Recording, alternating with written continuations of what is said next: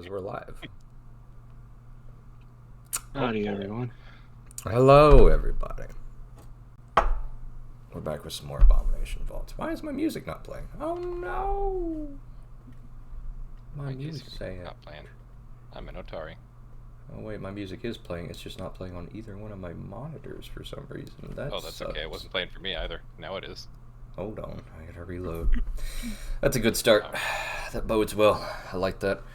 Anyway, we're back with some more Abomination Vaults with DM Stray and the crew. Say hello, everybody. Hello, everybody. Who I have mercifully let continue to have fun against my better judgment.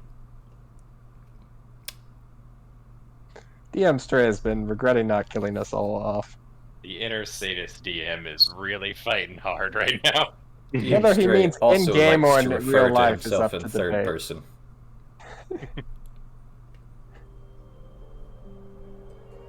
Yes, Gideon will also now take up the trait of referring to Gideon in the third person. This is the personality trait he needs to be more likable. Surely nothing could go wrong if we start referring to all of ourselves in third person. No. DM Stray has DM'd many different types of games, and DMing is hard. Sometimes you say words and they just don't come to you. Mm-hmm. And then you just have to say the first thing on your mind. Like the fact that I'm staring here at our new Pathfinder 2E party sheet, and our new character sheet, and I just want to say, Ayo,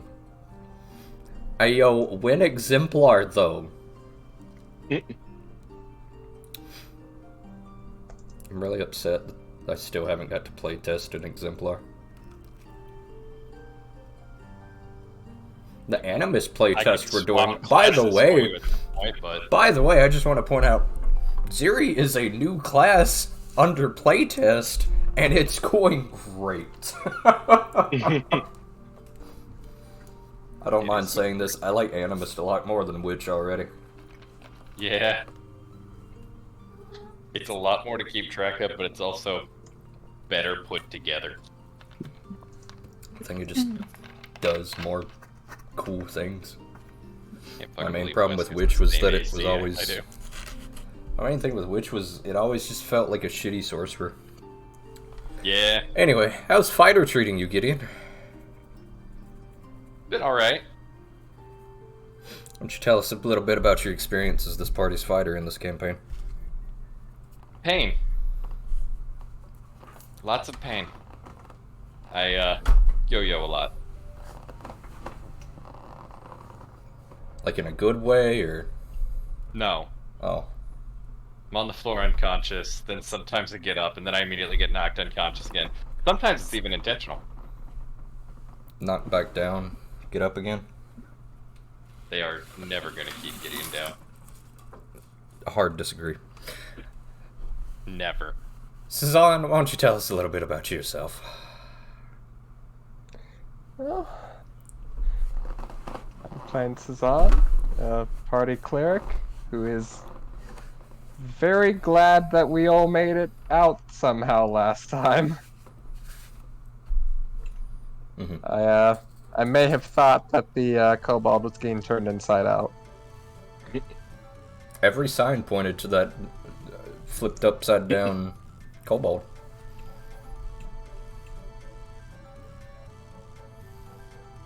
Yeah. But, I mean, we lived. You did live. You and Wes scurried away like the little gremlins you are. Hey, if it worked, it worked. We were baiting the boss away. Ah, yes, that classic. Alright, gotcha. Wes, why don't you tell us about scurrying away from the boss? Can't say I'm not traumatized from that event, but once I knew that I was important to the story for that specific time, I realized if I leave, if I make it out of here, everything's off this supposed script. So now I don't know what to think.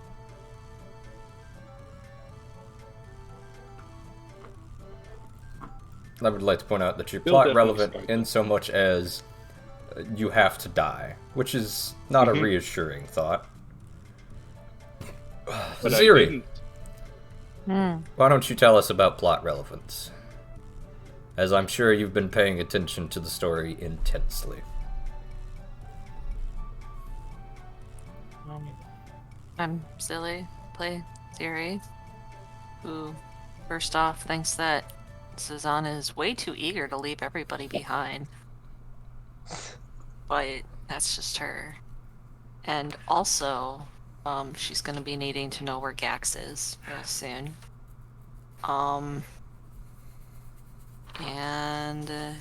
Yeah, apparently she's not plot relevant. It's fine. As long as West stays alive, we're all good. So that's easy enough. Said you weren't plot relevant. Me. Oh no. Powerful. Safe. I'm not plot relevant. Everything's fine. Big BBEG energy of I'll fight God. I'm the one who's not supposed to be here. If anyone doesn't have plot relevance. Yeah, but you don't you don't seem to be the type to even think about the plot. So, Nope. speaking of the plot, who wants to explain to us what happened last time? Actually, before we do that, I want to go ahead and remind everybody we've changed hero points a little bit again because I am a fickle bastard and I cannot make up my mind. We'll test this out. How We'll you get some use working, them, definitely. how you use them still remains the same. If you have none, you receive one at the beginning of a session. If you give a recap, you get another one. And then at the end of a session, we get to have a little discussion about who did the coolest thing. Or who roleplayed the best, or basically who stood out this session. So, real quick, I just want to give a shout out to last session. Would anybody like to posit who should receive one extra hero point for doing a cool thing last session? I mean, I'd say Wesk. What has West done? I think very in character and in the face of old danger, Wesk went to make sure that his new family did not die before his very eyes. He played it very much to his character in a very effective way there. Okay. Is everybody alright with that? Or would anybody like to vote for somebody else? I'd second that one. Sounds good. Very well. Wesk, you will receive 2 hero points to start. Speaking of last session, who would want to inform us of what happened last session? So there I were. In the gauntlet, as usual. Trying to check out the 4th floor, as usual. We're walking along down a hallway that has a lot of magic-y bullshit in it. Ziri starts finding hidden rooms. Ziri finds it real comforting in these rooms. Everyone else is real upset. All these rooms were apparently Bokora's lounge area / bedroom. Went through a series of rooms that got worse and worse. Then we found something. I don't know. We were all immediately cast into darkness. But from what Gideon could see, it had the outline of a spider. The whole party was trapped in there. Everyone kept getting entangled and enwebbed. We were told that one of us was supposed to die. It was supposed to be the thief, which in this case is West. Not quite a thief, but close enough for intended plot purposes. Gideon has learned that he is not the fighter that was supposed to come with the group, so he is along for the ride in the plot that is apparently supposed to be going on. West tried to sacrifice himself. Gideon refused to let West sacrifice himself or anyone because he's a stubborn git, so he just kept blindly swinging at everything. Once he was finally knocked unconscious, Sazan and West kind of booked it after Sazan trying to negotiate 1 life for 3. Once they booked it, Ziri came back, tried to rest Gideon up, and the being chased Cezanne and Wesk, theoretically, because Wesk was the one who was supposed to die there. Finally, after a quick peek in the final room of this area, Kitty and Siri both fucking booked it out of there. Then we ran like little bitches because we were all within individual lives. And here we are, right back outside the Gauntlet and by the Druid Pool. Okay. That's pretty good. I do want to special shout out Ziri finding the magic door and the sort of winding stairway. You also heard a bunch of noise to the west of that stairwell that you were climbing up. Just a couple important things and before making your flight out of the Gauntlet. And unfortunately, we are now gaxless. Yes. We are now gaxless. Very well. Sad about it. We will continue when ready. Upon your flight from the Gauntlet, you have now been walking for a little under 30 minutes because you have each now been sort of jogging, most of you out of breath, bypassing the pool where the druids have been organizing. Tending to your wounds, thanks to both Gideon's battle medicine and Ziri's Garden of Healing. While you are not on the verge of death, you are all exhausted and quite traumatized after your encounter in the depths of the Gauntlet with whatever that strange creature was and the mysterious clues it has been giving you. A little worse for wear, we rejoin our party, and so we go. What would everyone like to do?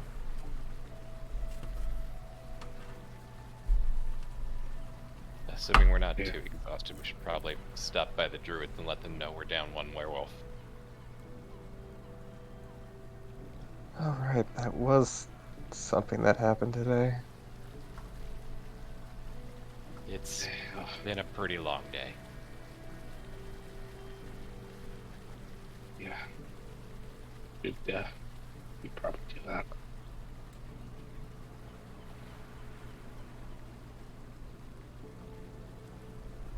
Any thoughts there? She's going to shrug.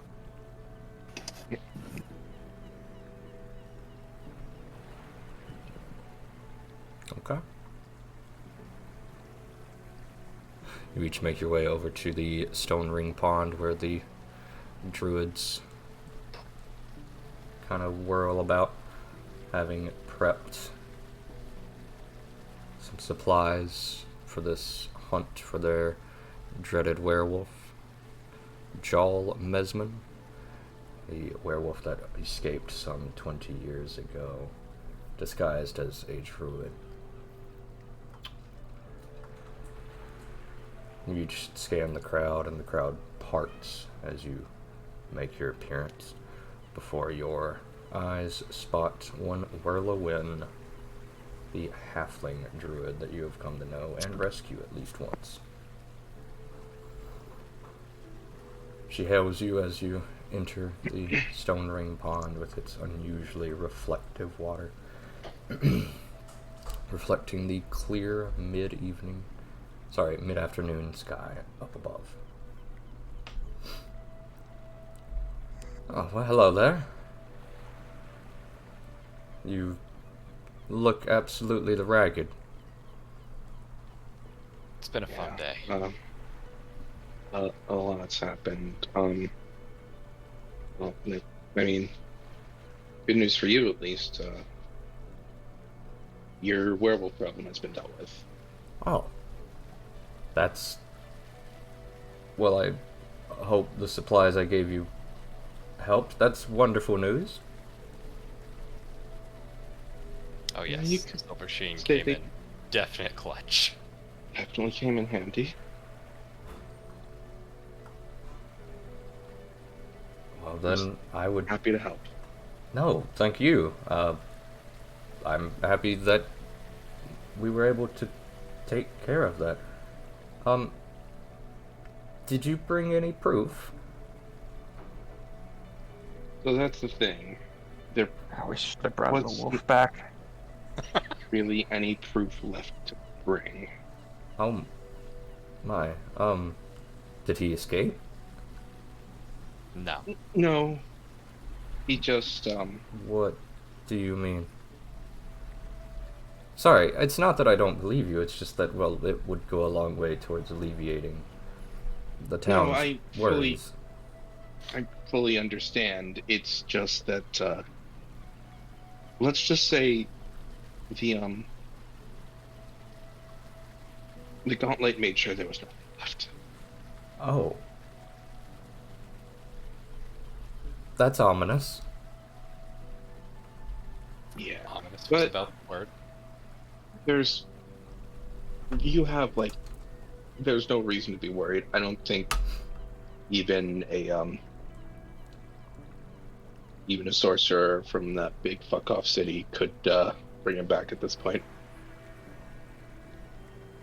The look on her face is a mixture of confusion, slow nodding as you speak, Wesk, and she's not sure of what to make of it, but she continues to slowly nod as you speak, kind of reaching up and scratching her head. Okay. Would you mind telling me where you killed him? Perhaps I could just, maybe I could find something you missed? It was in the fourth floor of the Dawn Light. Oh my. It happened to be where he had set up his territory. It was a good place to set up his territory. Nobody with half a brain would have been coming through there. Yes. He had a wolf with him. We might be able to bring back its part of it next time we go back there, but that's not something we could do today. I would not. That be helpful? Unfortunately, I didn't get a good look at it. Unfortunately, I don't think the townspeople would be satisfied if we brought back just a wolf and told them it was a werewolf. I'll see what I can do. Thank you, though. You should each be praised. You did good. Yeah. Don't think I'm in the mood to go to a big banquet right now. Thank you, though. Oh, well, I wasn't offering the banquet. Fair enough. Yeah, honestly, I'd just like a shower and a nap.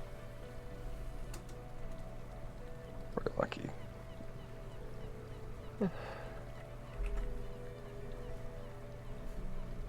Okay. With that, Whirlwind kind of excuses herself before she thoughtfully, carefully sort of backpedals and calls a meeting of the druids together. As they turn their backs to you, she huddles them around in a circle, and you get the feeling she's beginning to spread the news. We should leave them to this. Yeah. Yeah. Okay. You find yourselves turning on the heels of your feet, stepping back onto the path that splits between the front of Otari and the Otari graveyard to the south.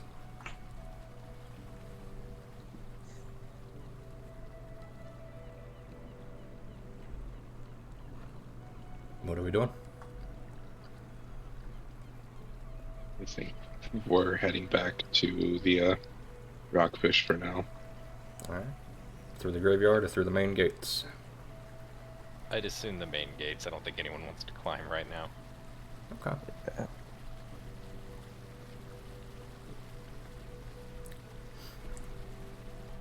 After about another 10-minute walk, you do find yourselves at the front of Otari. Whereupon, once more, there is a feeling of peace over Otari that is a welcome relief after the events that you have suffered through. Once more, the stable of the Galantine deliveries greets you. The large man, balancing on horseback as he balances packages with his other hand on the sign.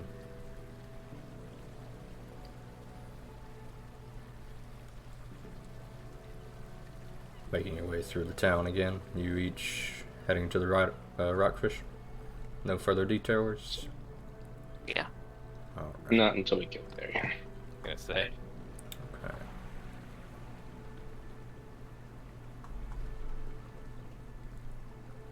Notably, as you each arrive, however, you spot a familiar face in the doorway. One Ren Savinksi is standing in the doorway, pacing back and forth. As she turns and sees each of you approach, she throws her hands up, claps them near her face, and darts to you, Cezanne. Good afternoon, Ren. Oh, there you are. I'm quite happy to see you here. You apparently had a very early day.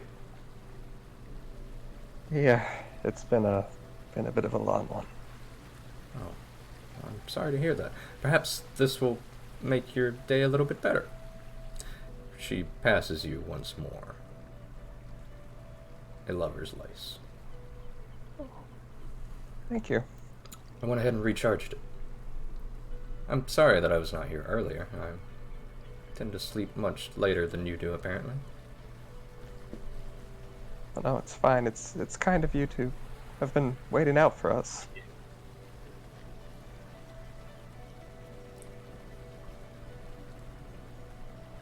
Well, I did want to see you again before you left, so that you could be better prepared, but we're in this together, aren't we?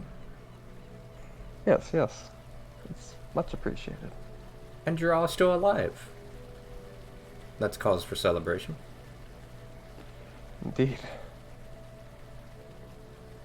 Sorry, and I mean this in a good way, Cezanne. You look awful. Yeah, Like, really bad.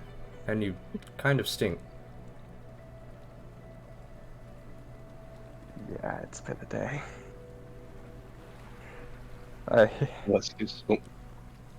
Aleski's gonna kind of sidle past them and head into the Rockfish. Mary will trudge after and do the same. Ren steps to the side, not even acknowledging your presence, sort of unconsciously allowing you to pass. Her focus solely on Cezanne. As you enter, Brenda greets you. Oh, hello. Are you staying for lunch today? Yeah. Shall I make something? Sorry, you absolutely reek. What is that? It's a long story. I'll hop in the bass first. I'll just take whatever you've made up for today. Can I get a glass of whiskey with that? Sure. I'll see what I can do. Is there anything for you then, Zira? No, I'm good, thank you. She's gonna trudge up the stairs towards the room. Okay. Ziri quietly making her way upstairs. Heavy footfalls on the wooden floors, piercing the silence. Brenda casts you a look, Wesk, before kind of shrugging and making her way into the kitchen. Gideon, what are you doing?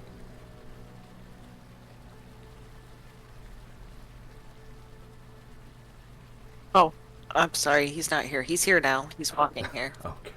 He's looking at me. He looks alarmed. He's smiling. We're good. Good. Good. Good, good, good. Very You're good. You're good. You're good. Ziri, would you please give me a D100 roll? Um, Oh boy.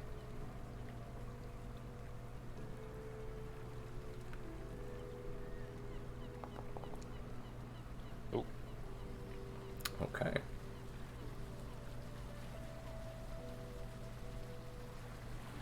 Brenda begins to bring back a large heaping of stew for each of you. It is oyster stew. Posted in the chat. Freshly harvested from the Otari lakeside. There's a nice, thick, creamy, viscous broth, personally made by Brenda, and she begins to pour you a shot of whiskey, Wesk. However, it is a dwarvish shot, so for you it is just a full glass. That's what I need right now.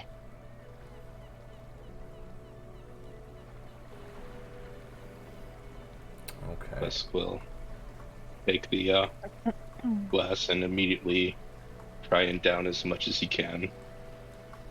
Okay. Begin downing the shot and just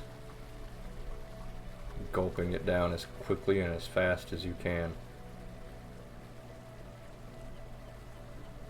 You sputter and cough a little bit, but before long you find yourself quite nourished and warmed up from the bottom of your toes to the tips of your snout. Suzanne, what are you doing? And Gideon as well, as you are now just sort of third wheeling around outside with Suzanne and Ren. Oh, I'm going in for chowder. I will Okay. wave to Ren and Suzanne as I pass for food. Food. Okay.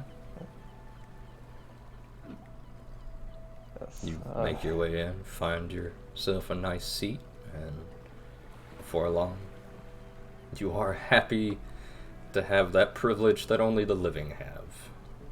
Eating. I'm gonna take a drink from the bottomless stein. Very well. It's my favorite part of being alive. Same.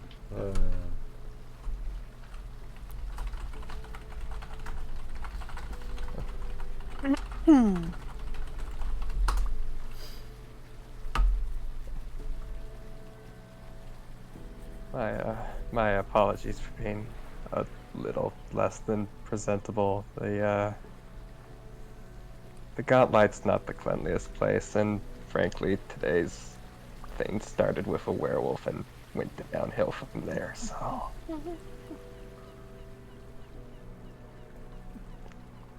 For bookkeeping purposes, I'm going to drop this at the Rockfish and the landing page for Ziri's sake, so that she has access to her animist stuff at all times. What?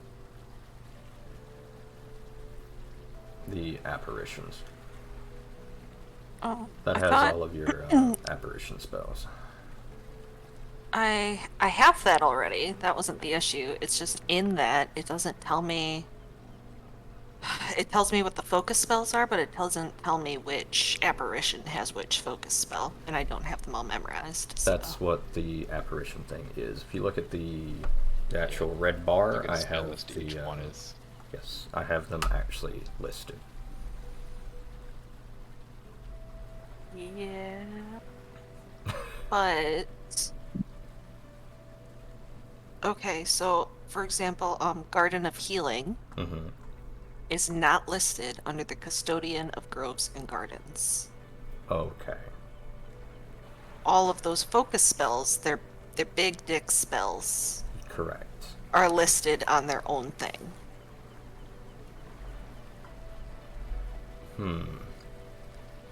I will see what I can do. I have Perhaps most I of them can. memorized. I just can't remember the difference between two of them. I always get them confused. What I so. might can do is I can make just a spell that does nothing that is the same name as the focus spell. Would that help? Yeah, probably. Yeah, Okay. that'll help. Like under the Custodian, you now see Tanglevine and Garden of Healing. Mm-hmm. Would that be something Yeah, that I would think help? that'll work. Okay. In that case, I will Because I See always what I get can do. the imposter and the stalker. Yes. So do I. All the other Don't ones worry. I can remember, but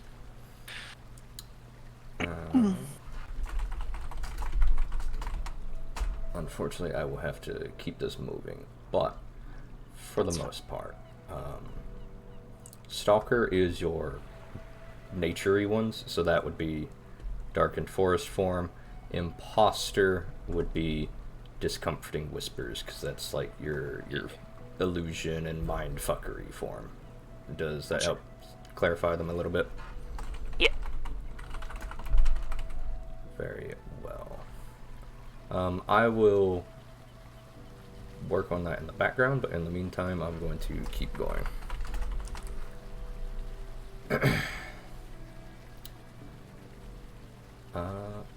Let's see. Gideon, you sit down, find yourself a nice place at the table, whip out your bottomless stein, and you and Wesk, your fellow marshal in this party, begin to just enjoy being alive and not being actively murdered at this point in time. Much better than the alternative we were presented with today.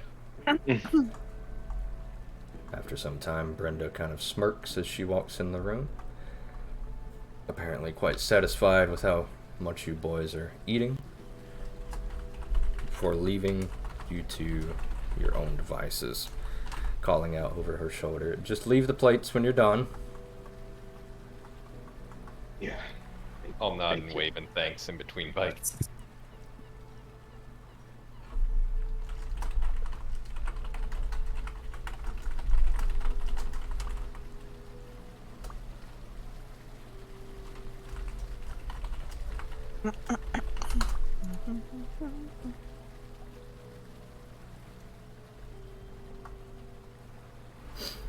Alright. Cezanne, what are you doing? Rin is now picking at your clothes and fussing with some of the dirt and stuff.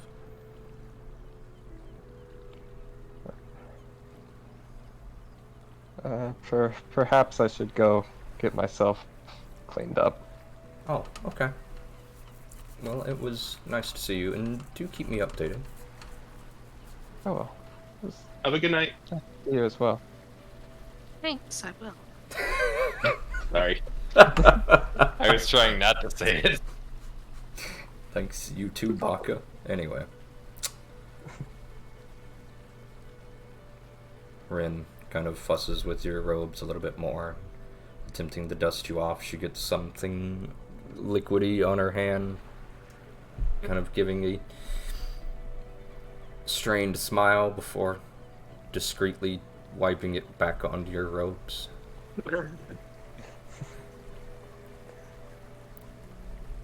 Well, I should go. See you around. And you too. I'm going to go wash this off of my hand now. Okay, bye, Cezanne. For the best. Bye. Ren makes her way away from the rowdy rockfish. You step into your two marshals absolutely pigging out on some oyster stew.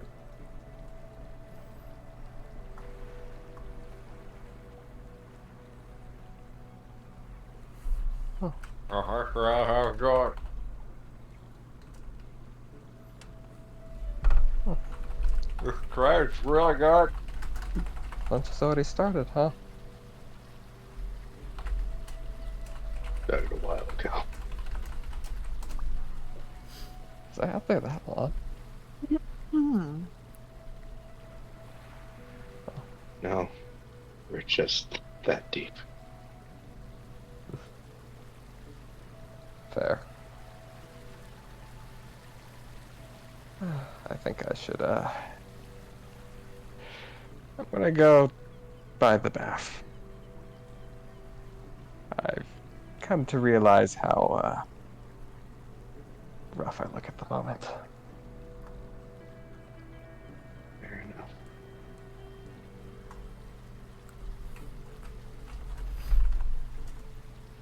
Alright, you make your way to the baths and begin to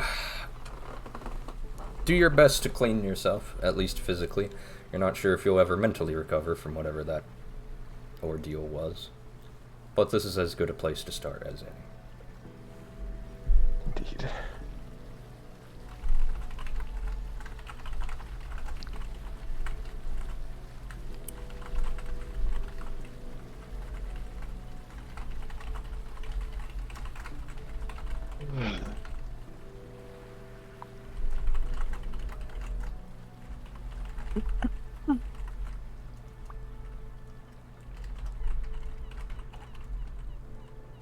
Let's go.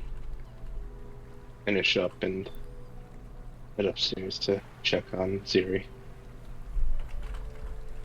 Okay.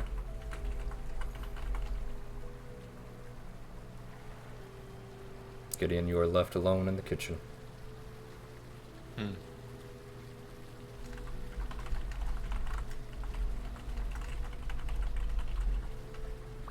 Where did everybody go?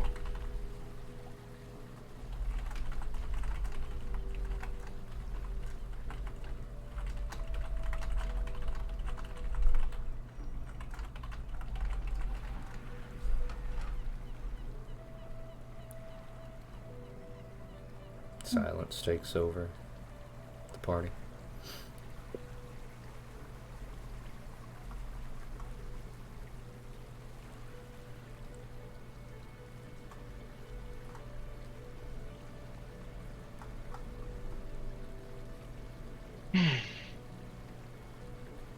Let's go.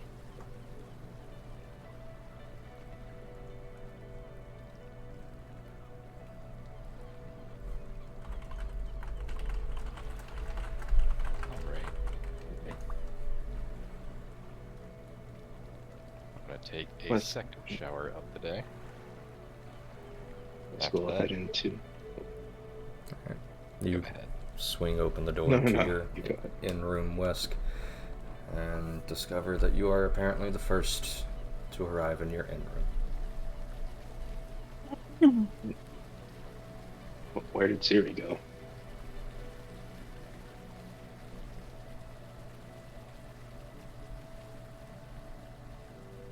Lusk is gonna head back downstairs. Is there one bath or is it gendered baths? It is 2 separate gendered baths, I will say. Okay.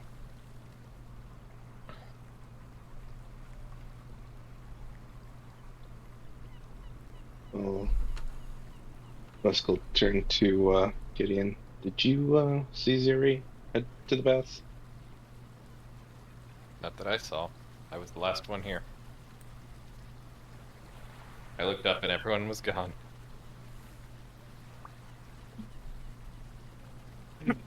Oh well. Let me know when you're done in the baths and I'll take mine.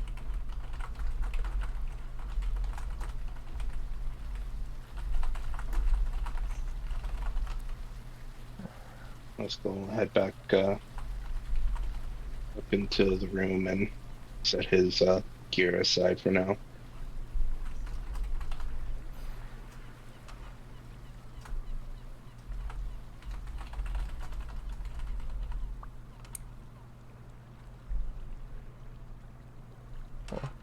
Gideon? Hmm? I just wanted to say thank you for earlier. For what? For being the reason we didn't have to leave someone behind.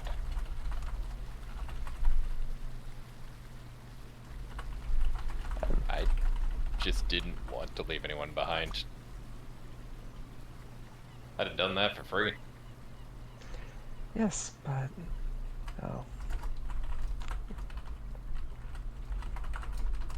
I've thought it many times, but you've saved us plenty of times already, and I'll just say my thanks for that.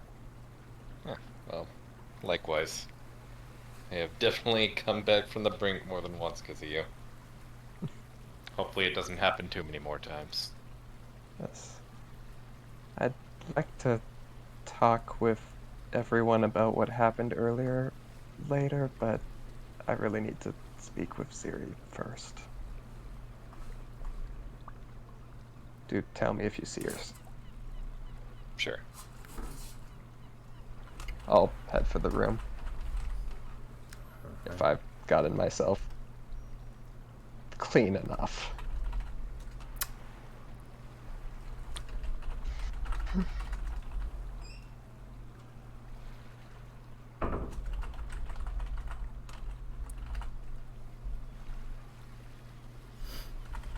Okay, I would say it's been far enough at this point. Let's see. Yes, you are the only one in your in-room right now, Suzanne. As the events of the day play through your head once more. Can't help but feel absolutely blessed and horrifically cursed, both. Hearing the literal voice of your goddess and receiving a direct vision from her. You are a true believer, but you know that direct contact with the gods in any sort of way is a extraordinary thing. Only the most faithful and only the most tried and true of priests receive direct contact. Emphasis on tried. So you do feel a little bit blessed, although you also feel horrifically out of your league right now. Elsewhere, Ziri, the man that has stopped you, takes a step after you. Where are you going? She's going to continue to walk rather quickly and kind of wrap her arms around herself. I'm just going back to grab something that I left behind. Back there? Yeah. Alone? Yes.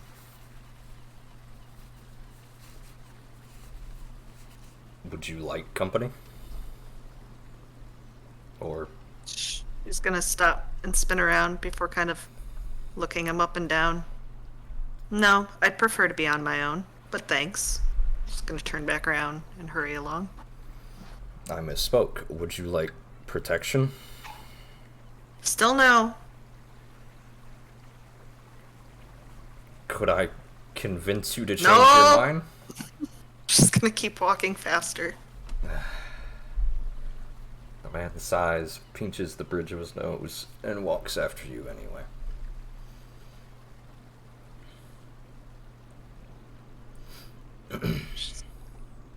Is he going to be hustling after her or just kind of walking at a distance? Walking at a distance. He matches your speed. How about that?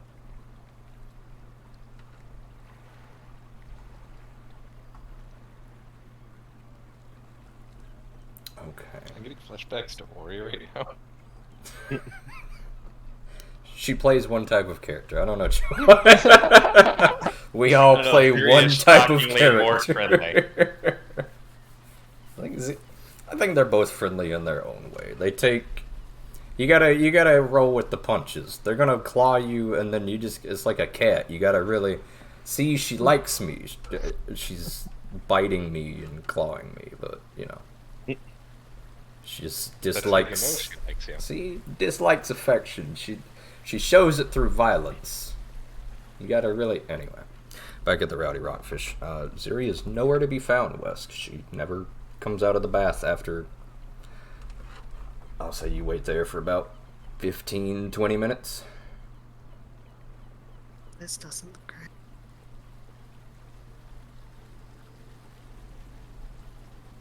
Let's go head upstairs to the room. Ziri's missing. Missing? Did she go out? Must have snuck out when one of us wasn't looking. Hold on. Uh, Don't come back to me for a Maybe. moment. I need to shift some spells around. Well, you've had a bunch of your moment through... Goddamn. You've had a bunch of your moment through typing, so yes, you've had your little solo moment real quick. We're gonna stick with the group for a while, don't worry. Where would she go? Don't know. Maybe she went to the Dawnflower? I know she was doing a book club with some people over Possible. there. I'm surprised she didn't say anything.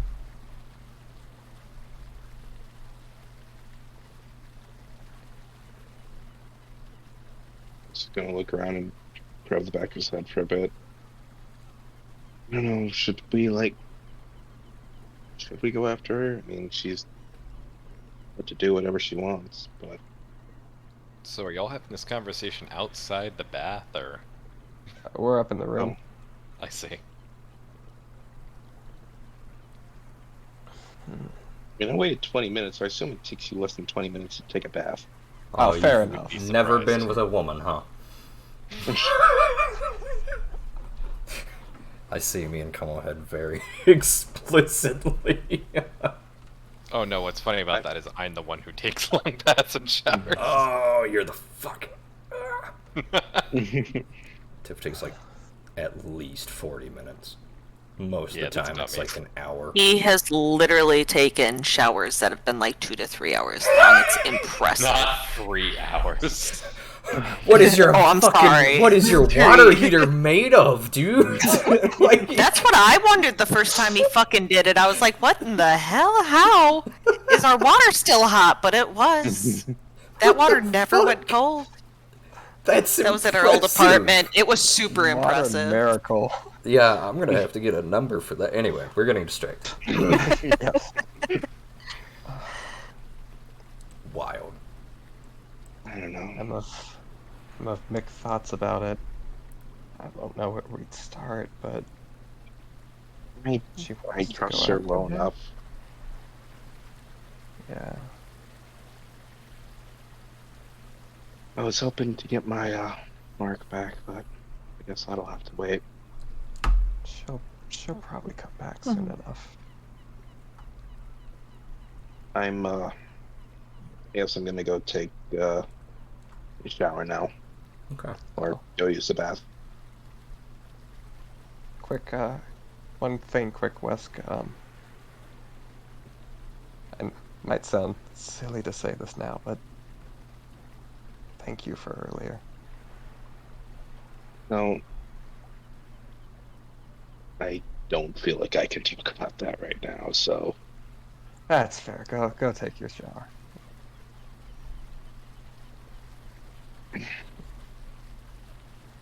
let's just gonna head down to the baths. Head inside. And if you're still in there, he'll look at you a little surprised. How long does it take you to clean yourself? I don't know, that depends on what we got on the gauntlet that day. Gideon will just be wrapping up his minute. Well, Ziri's missing, but I don't know. I guess I'm not too worried about her. The spot she usually goes to read at. Is she? Oh. It's not the first time she's disappeared for hours on end, is it? No, which makes me think that it's not so bad.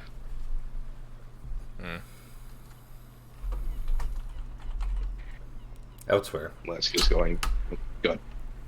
Oh, I was just going to transition to Ziri. It's about at that time that you begin to trudge through the fog fin.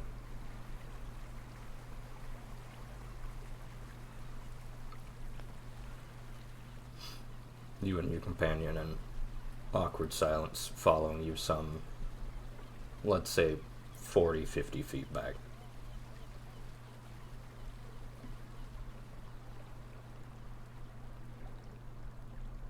This Must be important. I mean, it's nothing to be concerned about. I just figured I had the spare time, and, you should probably attend to something more pressing.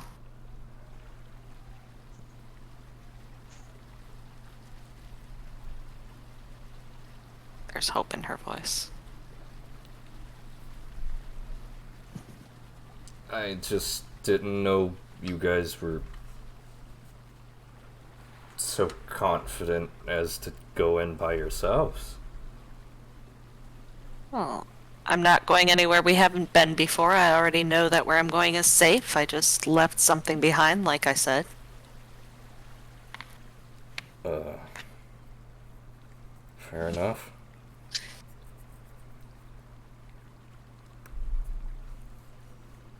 Just going to kind of come to a halt and turn around. So, could you just leave me be then? Well, I'm already halfway out here, aren't I? That sounds like your fault. I suppose it is.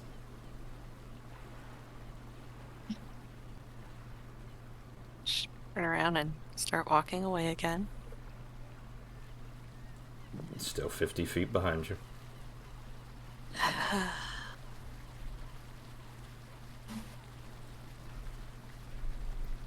All right.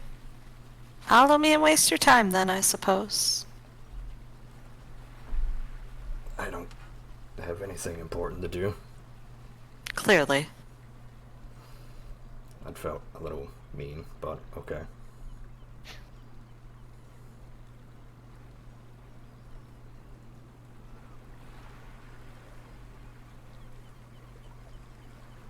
Just gonna keep walking.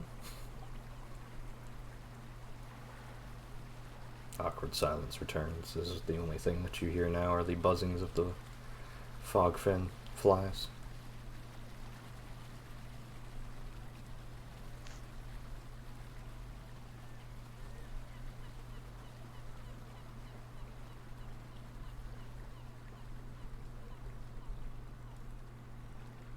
After about 10 minutes, you reach the hill that overlooks the gauntlet.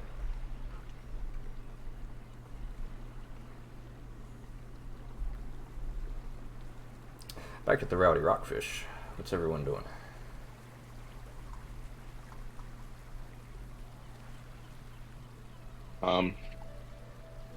Once Wes has finished watching up, he'll probably head back up to the room.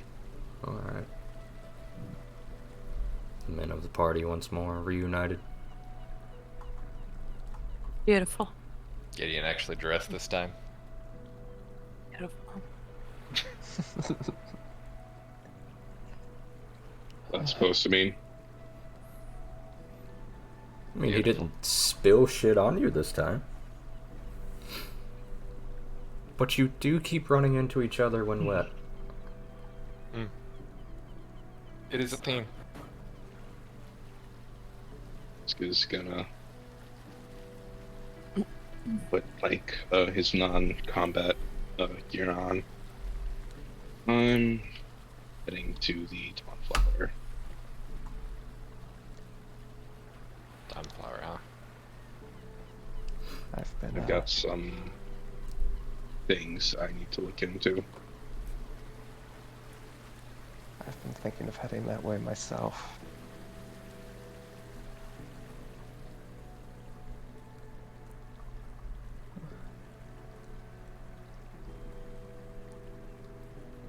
On the interest of making things easier, I'll go to the Dawnflower as well. Okay.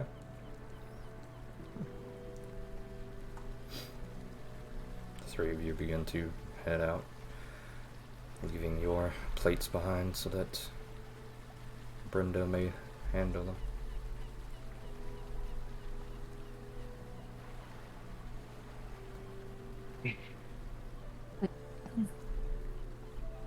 As we walk, Wes will just be staring out the lake. Not really engaging in any conversation. You stare out across the lake. This massive lake that borders Ashton and Otari, almost like a miniature sea by itself. You know that the logging company here makes a massive fortune in its lumber trading company to Ashton, and from Ashton that lumber gets distributed to the rest of Iredale. But right now all you can think about is how close it feels to being in an oceanside town. Abundance of fish, oysters, all sorts of seafood. The massive expanse of blue like a mirror reflecting the sky up above. And for just the briefest of moments, you wonder what it must have been like to fly in those skies as a dragon long ago, back before this town might have even been here.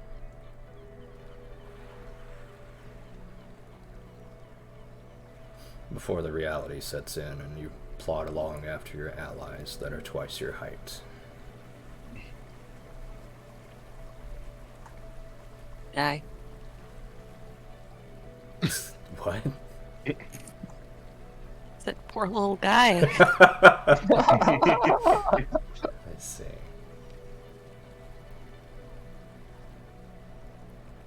I assume if Gideon and Sazan aren't doing anything, we make it to the library.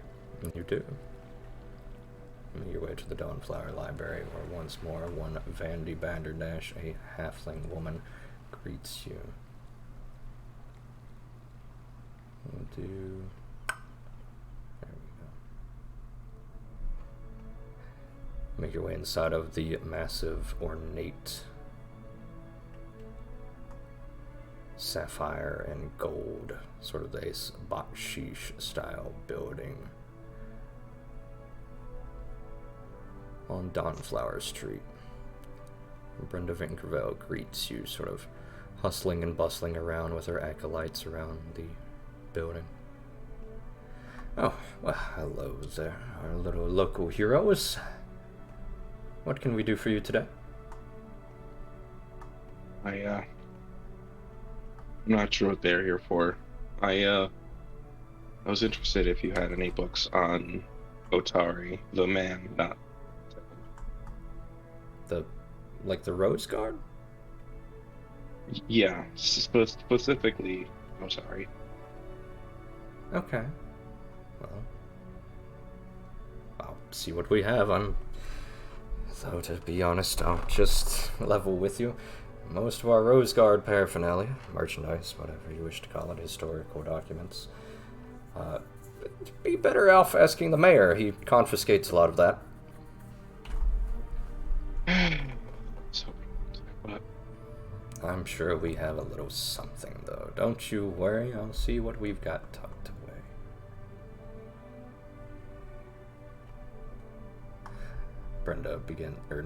Vandy begins to... I'm multitasking here. No, I thought it was an understandable thing to do.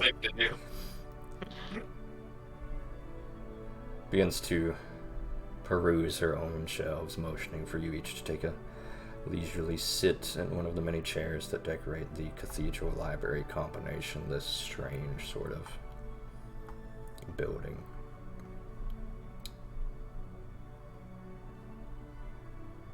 What are each of you doing?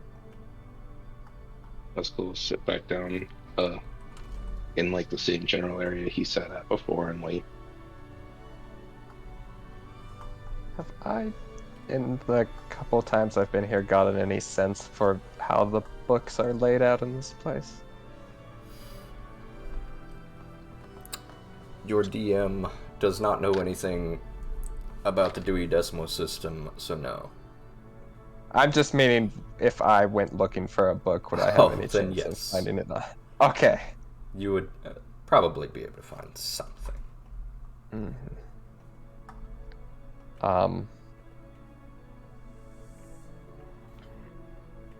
I'd like to look for... First, this one's a long shot. Anything that might have had information on the general type of thing that we encountered earlier today? Okay. That's what I was going to look for. That one is a massive long shot, I know. If not, I'd like to look on anything on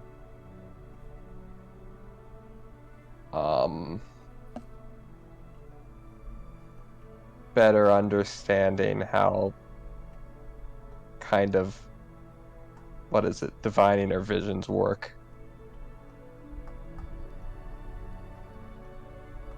You said divine interventions? A divining or visions. Divining or visions. Got you. Okay, go ahead and give me, I'll say a religion, or with some of your skills, I would say astrology lore. I would even say occultism. Astrology will have the lower DC, but each one will give you slightly different results. Let's start with astrology because of my first. Oh man. Okay. Tazan, you begin to search around the library and you are not able to find any books offhandedly. Now, you're trying to keep this kind of on the down low, so you're not asking people exactly where these types of books might be. You're trying to, frankly, you're trying to do this by yourself. And you're just unable to find anything of note that you have not already heard of before. It's about this time that Vandy begins to walk back with a depressingly small amount of books in her hand, Wes. She only hands you about 2 or 3 books, these old historical, essentially biographies of Vol Elendil and Otari, the various members of the Rose Guard, and it's very dry, not quite autobiography, but they are biographies. I'm sorry, little one. This is all that I've really managed to keep. It's better than nothing. It's a good place to start. Thank you. Well, I wish you luck with your endeavors. I'm sorry that I was not able to help a little bit more. That's quite all right. It's not your fault. Okay. Elsewhere, Ziri, you have been trudging through the fog fin with your forced companion for about the last 20 minutes. As you crest this hill and come to the bottom of the Gauntlet, you arrive at the first floor of the Gauntlet's entrance, making your way in. Tavius easily picking his way around the keep as if he's been here before. Stepping gingerly, he's where he was following you about 40 feet back. He is now sticking a little bit closer to you, maybe within about 10 feet.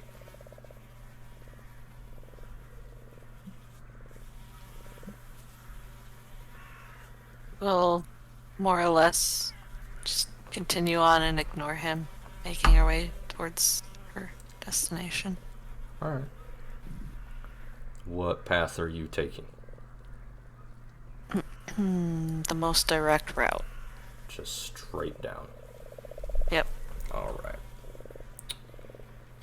We will go now.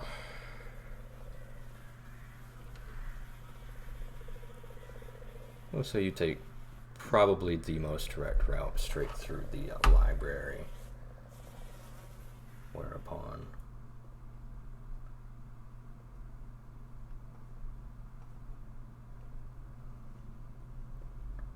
you find yourself in pitch darkness, Ziri.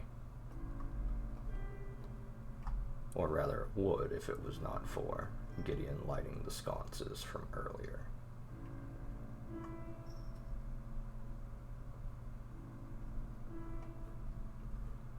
Let's pull people to... Yes, you guys are on the right map. Good stuff. Regardless, Ziri, your companion, hangs no less than 10 feet back at any point in time, glancing around nervously as you descend. You guys, really did a number then. True to your word, I don't see much in the way down here. Well, I mean, their job. Their job. Our job. I'm not exactly sure which direction I'm supposed to go. I have no sense of direction. Okay. Where is the place I'm heading? Ziri has a sense of direction? Yes. Very well. You are heading to this staircase. Okay. I would say just about anybody has a better sense of direction than I do, so... Whoop. Okay. Please give me a perception check. Okay.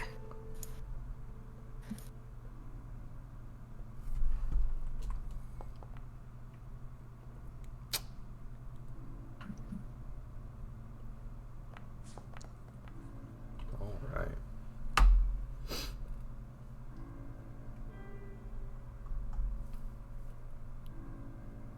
So as you round this corner, both you and Tavius begin to hear noises. He sticks out a hand to stop you, but you've already stopped yourself. You've done this for quite a while. You're not sure how much experience he has, but there is movement in the room up ahead. Is it raining outside? Sorry. That's okay.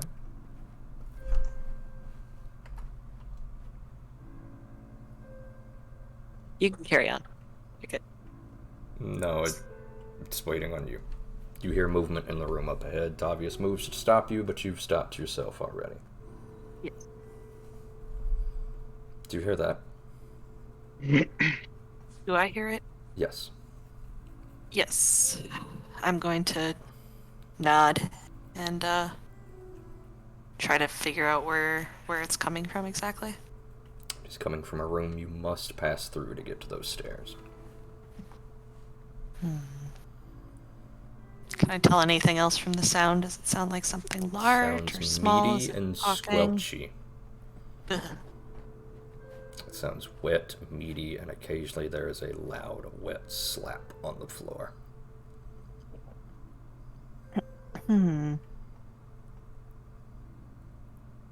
I agree, Cat.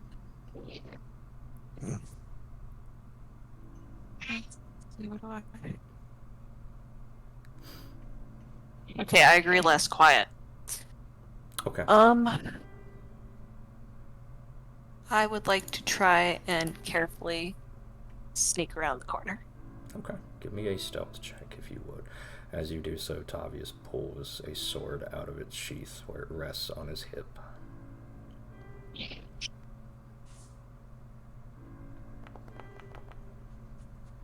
Okay.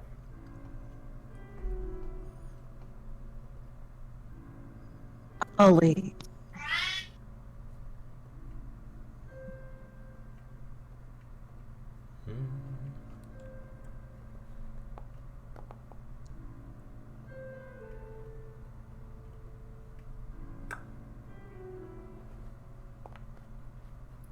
Okay. You begin to creep your way around the corner, kind of darting between cover to cover. Unfortunately, while you can hear movement in this room, it is too dark.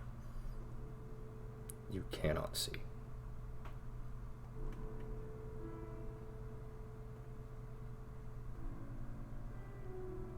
Tavius hunches behind a nearby sort of lectern, gripping his sword, and casts you a curious glance before, in a hissing whisper, "I thought you said you killed everything."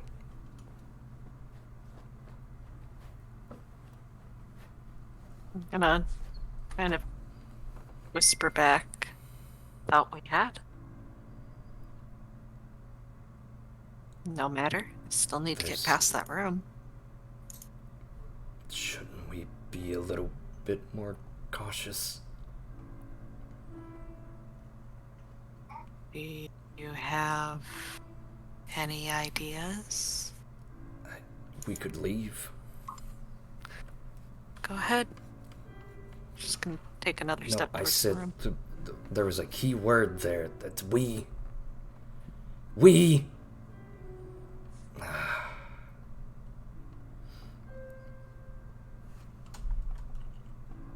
Can't see anything yet. Hear anything different?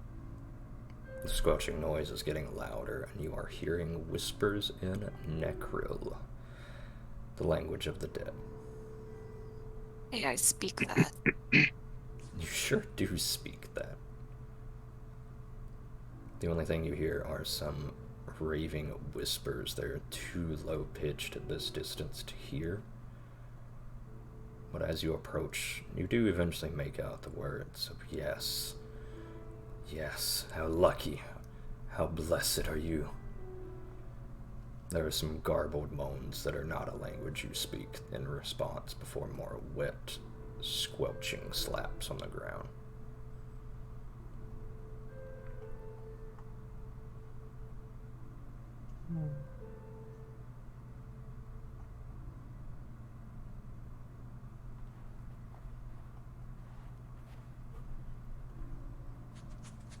Elsewhere, back at the Dawnflower Library, what is everyone doing?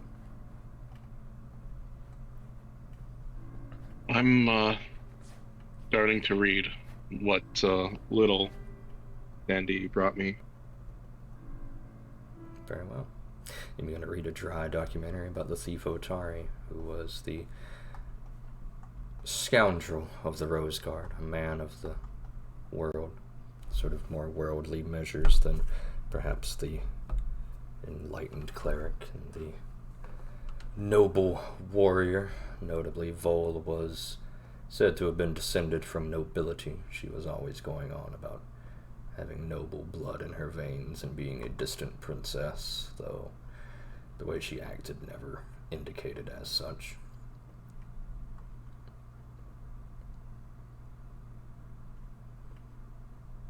Otari was a man of the people. He came from Wolfkrone long ago. He met the Rose Guard when they met together at the Crypt of the Everflame for one of its annual festivals of the hunt. They got along so well that the group decided to travel together, and one thing led to another before they were all hailed as adventurers. However, he tragically passed when, at the end of their adventure, they went to slay Belcora. The biography accounts that most of the party was absolutely heartbroken over this, having to abandon their friend in the massive explosion that rocked the gauntlet as Belcora's spell blew out the floor from underneath him, and he plummeted into its depths, never to be seen again.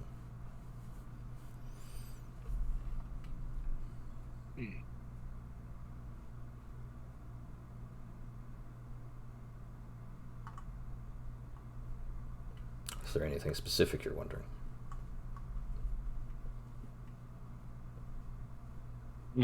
Just thinking to myself, something along the lines of, if I'm the rogue, but he died later, then my head hurts.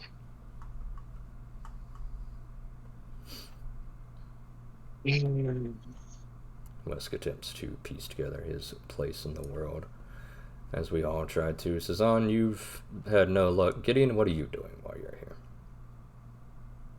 I was going to look for books on whatever they have. You're muted. Ah, thanks. I was going to look for books on whatever the hell we fought last time. Okay. But Cezanne's the only person who actually knows what that was, and I doubt this would be a place where I could figure that Give out. me a religion or occultism check, please. Oh boy, my favorites.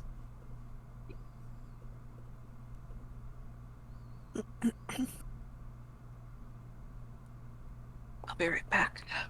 Very well. Okay. Though you're untrained, you do manage to scour some materials. You're not an altogether stupid man.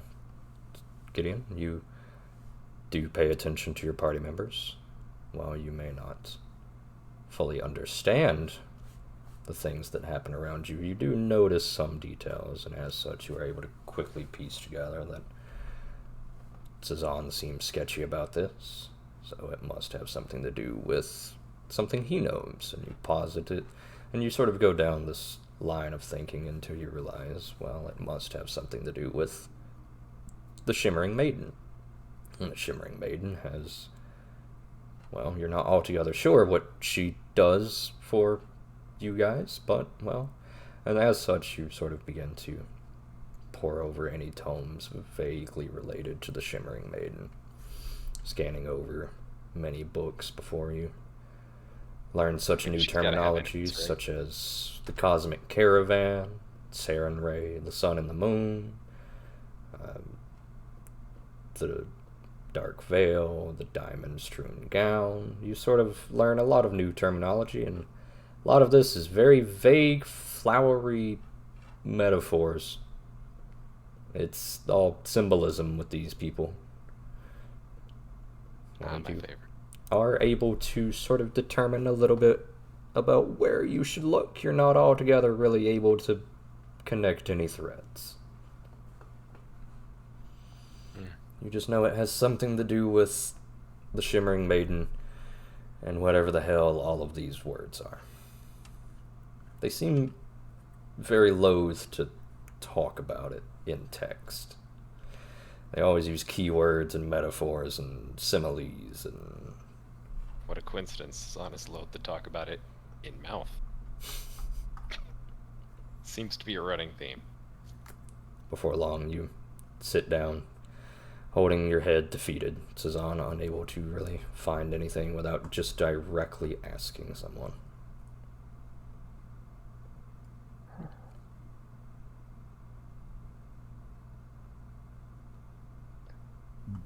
If I'm not finding anything, I'm gonna take a quick moment and pray over at the kind of, I forget how you referred to it, the section in the Dawnflower Library that's kind of set up for that kind of thing.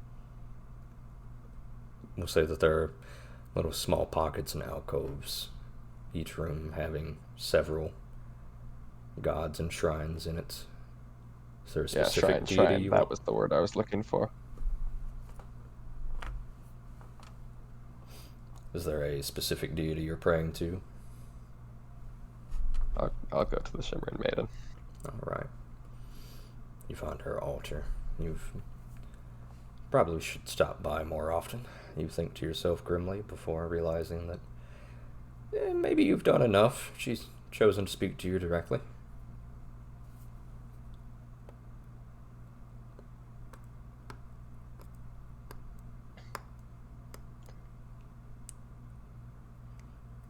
Are we pulling a "Are you there, God? It's me, Cezanne"? What's coming up? I know I'm gonna have to make a choice on how to proceed and how best to help them stay safe. Let me choose the right one.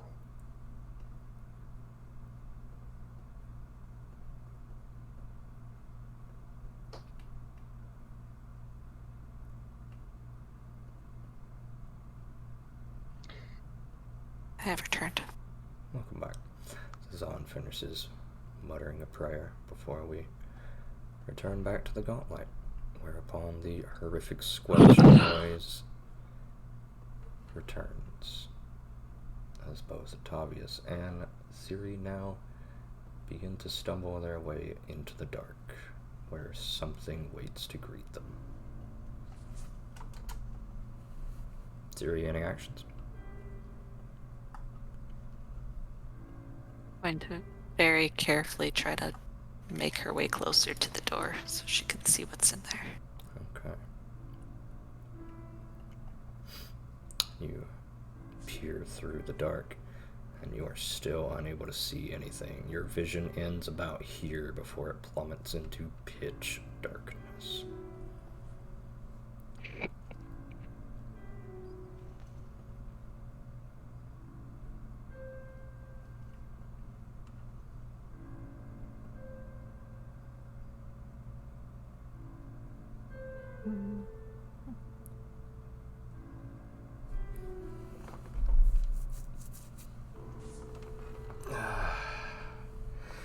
Well, I suppose it's all or nothing then. Tavius reaches into his pack and pulls out a small lantern.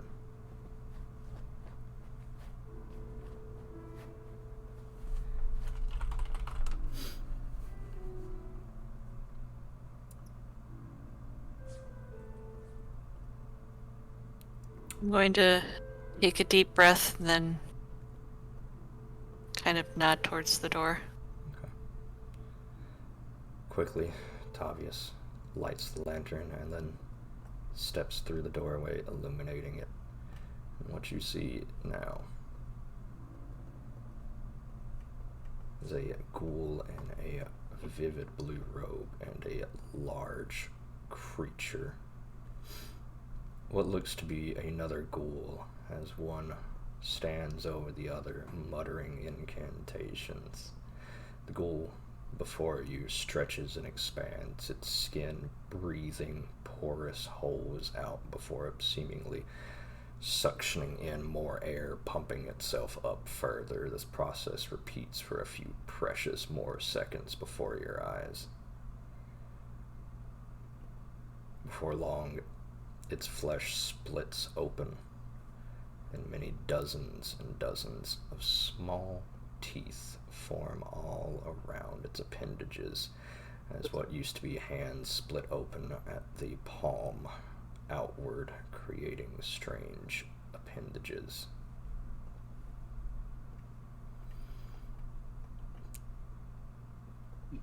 The bravery that Tavius had, stepping into the room with his lantern raised, dissipates for just a brief second.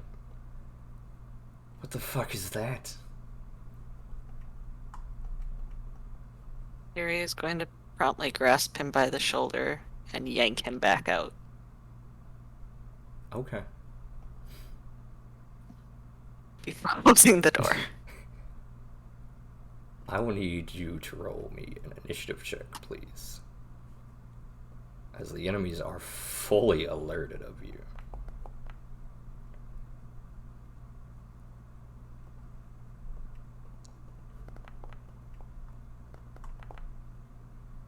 In response, she's going to say, I have no idea Okay. what that is. Very well. Before you can good old pull. Tavius rolling initiative like I do. Before you can react, however, you go to grab him, and this ghoul on the ground becomes an almost boneless, figureless blob before stretching and rebuilding itself, standing upright. About the time that you put your hand down on Tavius' shoulder, it begins to clamber over the lecterns before it scurrying on all fours towards you. Hey, can I get a boneless ghoul? Okay.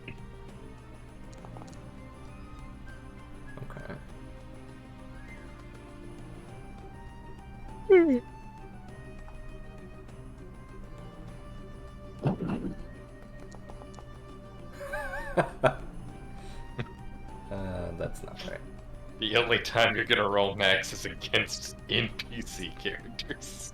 That's not true.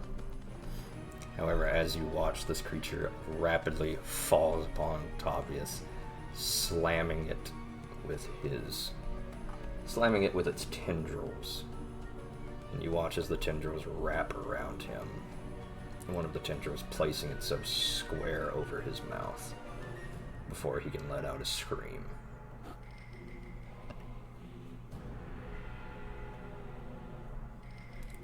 We are going to, real quick, there, and there. Alright. Zira, you are up.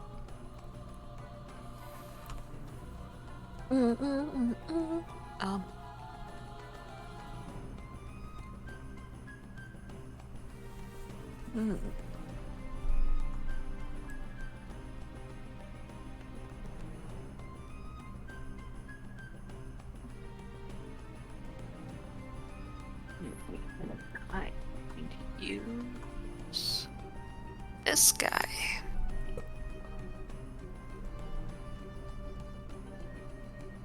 Okay. What are we casting? The bunny. The bunny. Alright. The bunny. Where are we casting it at? Right here.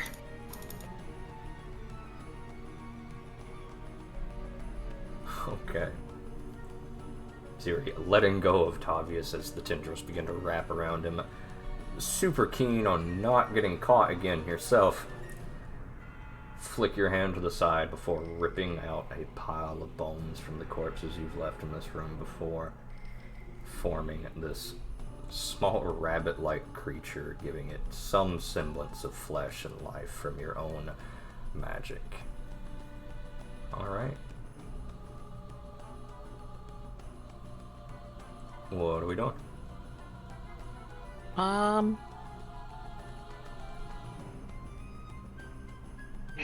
believe that was 3 to cast, but it auto-sustains this turn. Your rabbit has 2 actions.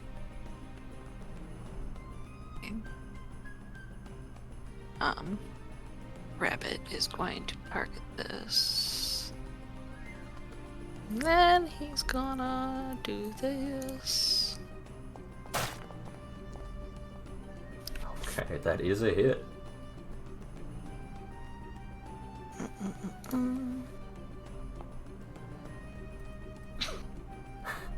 That is 4 whopping points of pierce damage as your rabbit leaps at whatever this creature is, biting and snapping.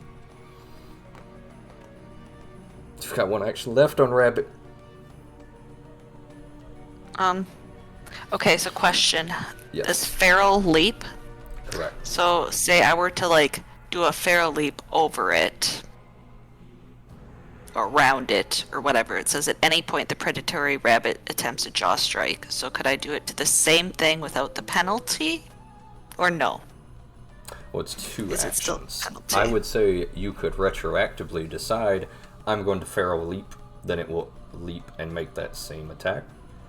But you cannot attack and then also make a leap for another attack. It's only got 2 actions.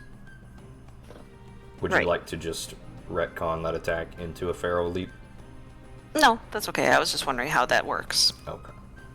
I will do another then, so then I use this one, correct? Yes, the -5. However, as it bites into it, its teeth sink into another tendril, but it doesn't seem to be displaying any pain at all.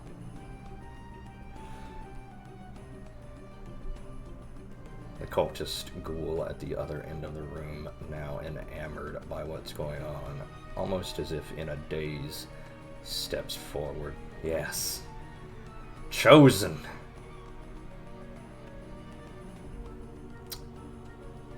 Before it is going to...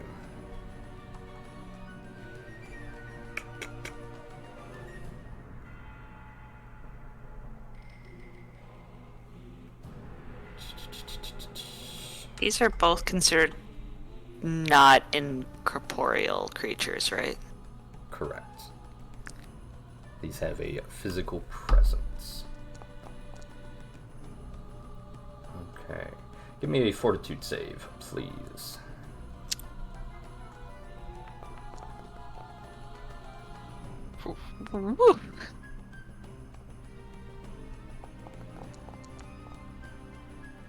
Excellent.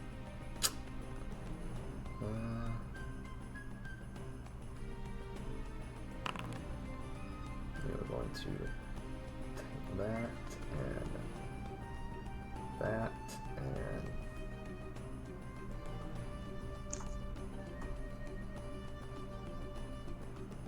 take this. Alright. The cultist behind you raises his hands, snapping out of his daze and awe before opening up a small black rift in the space before you as black tendrils snake out and pierce through Tavius and you. You are completely not ready for the spell, and as it rips into you, it opens a large bleeding gash Unfortunately, that you just fixed, damn it. And you begin to bleed a little bit more each turn. Very well.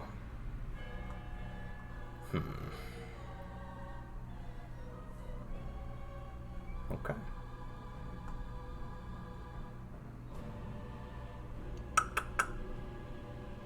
Yeah. Yeah, that'll do it. Alright.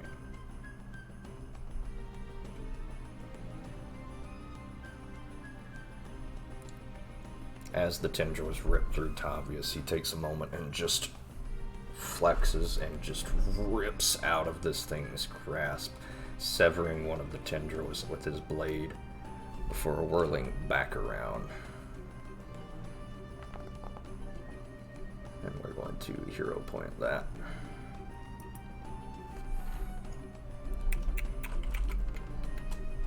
Oh, not that. Damn it. And now I can't even remember my own rules. Haha. It won't matter anyway.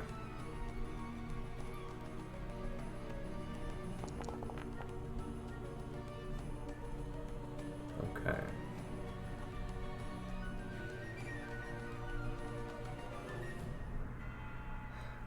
Tavius rips out of his bindings before gripping his sword with one hand, bringing it up, catching the enemy once, bringing it down twice, slicing the creature in half in two strong, powerful blows. Heaving, he turns to you. Well, I don't know what's happening. Doing good. Keep doing it. Siri, it is your turn. Alright. Nope, don't want that.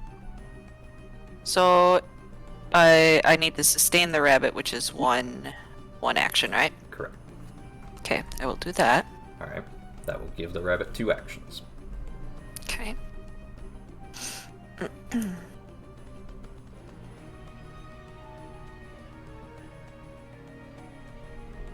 And does the rabbit take its actions now or after my actions? Whichever one you want.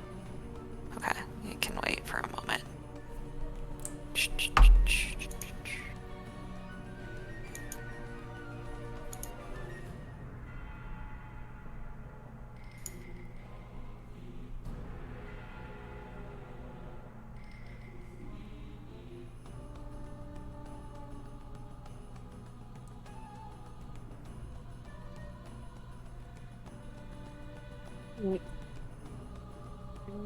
I'm gonna cast this on.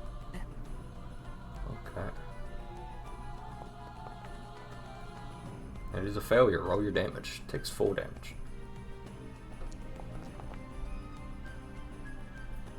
Alright. 6 points of lightning damage streak out from your fingertips, striking the enemy directly in its chest. Your rabbit has 2 actions. Well, that was magic. What? Magic? What did I do? No, this is Tavius. Okay. Sorry, Tavius sounds like you.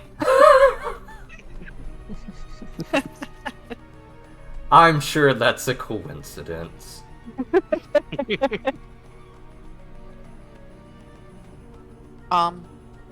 Yeah, so I will do the...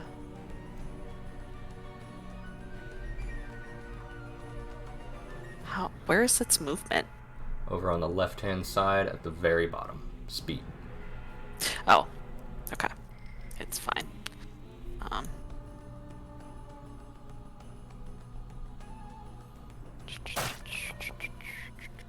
Okay, that is unfortunately a miss as your rabbit leaps forward and is batted to the ground one-handed by this ghoul. But Alright, roll your recovery check for me as you were going to take 2 points of bleed damage. What's recover? Where would the recover check be? Or what am I rolling for that? Just a flat d20. There's also a button in chat, or should be. Oh, yes. Alright, that is unfortunately fail. Your wounds do not close. What? Killed? Already? No, that's not supposed to happen. The cultist raises his hands for yet another spell.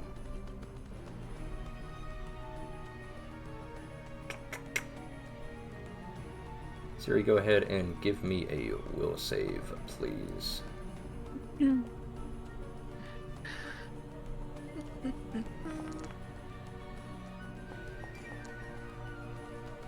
Okay.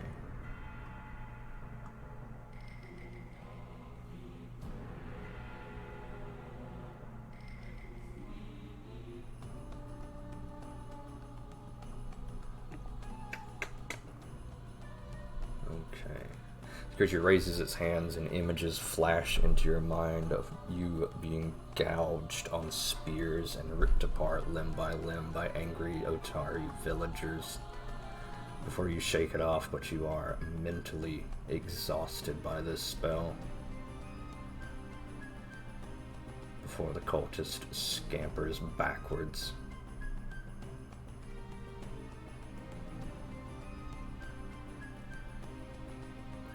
Okay.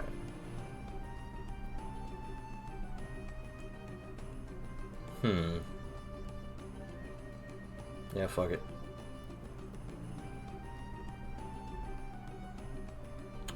Yeah, fuck it. Yeah, fuck it. Tavius drops the sword that he is holding to the ground as it clatters. What are you doing? It's the No. only thing I've I'm seen good this at. one before. Trust me, dropping stuff is great. Okay. Before the opponent can react.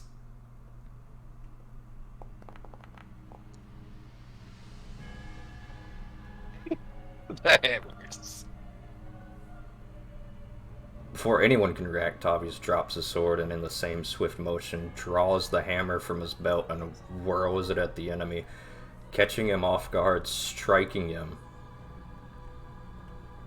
He then darts in. Actually, wait, I was targeting myself with that. That's a 29 to hit. That is a... not just a hit, that is a crit. That is my bad.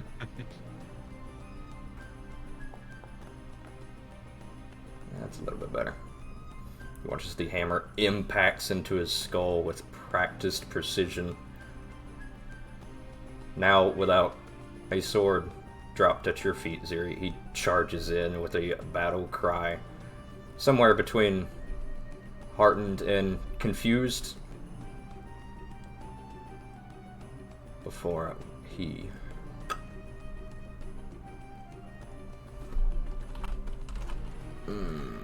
there we go.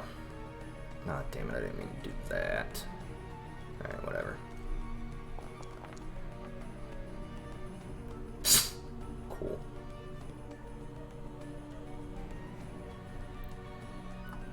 Tavius runs in and just crashes into him football tackle style, bear hug, flopping the man on the ground below. Completely pinned. This man has read my playbook. I don't know what's going on! Wow, this man really has read my playbook. Siri, it is your turn. Alright. Going to sustain the rabbit. Very well. Oh shit. I don't want that. I don't want that. I don't... Mother... God. Tavius now has the man fully pinned on the ground as he is kicking and screaming. I didn't think this through. I don't have my sword.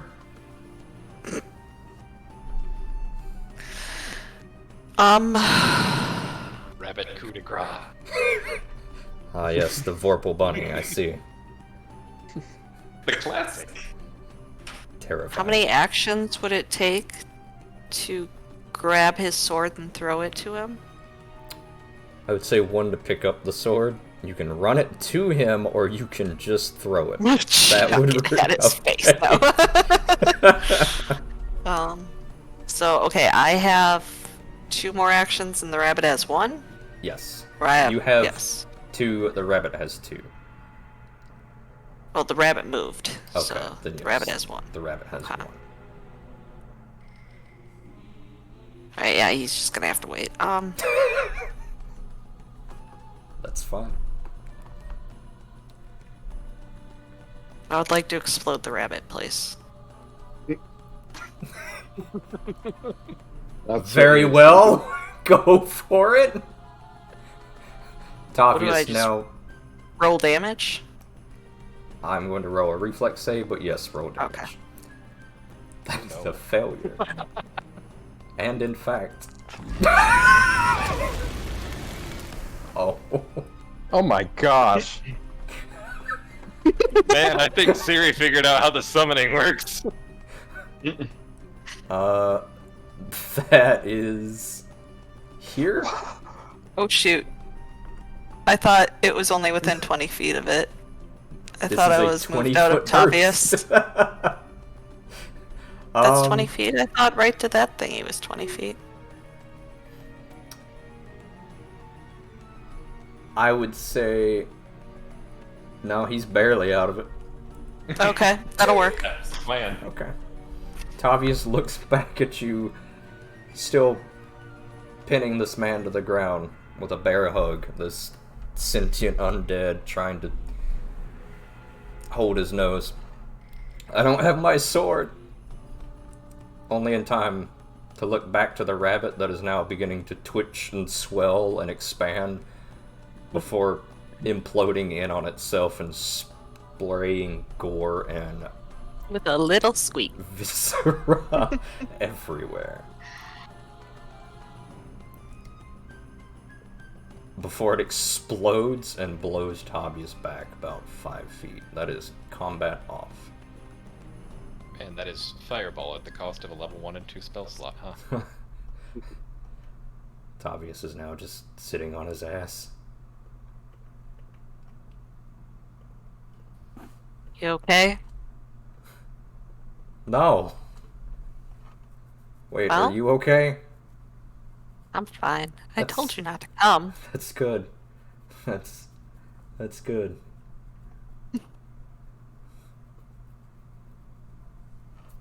What am I casting? 4 of these, or 20 of these D4s? If you're taking the entire time, yes. I mean, I don't need that many. It is either one or all of them. Alright, all of them it is! Alright. Oops, I went too hard. Too excited. Very well. You are going to heal at 51 points of damage. Tavius, completely unharmed by this, takes this time to pick up his sword on the ground before stowing it.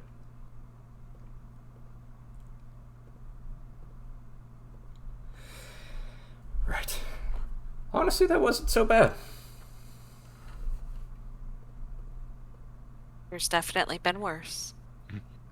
Huh.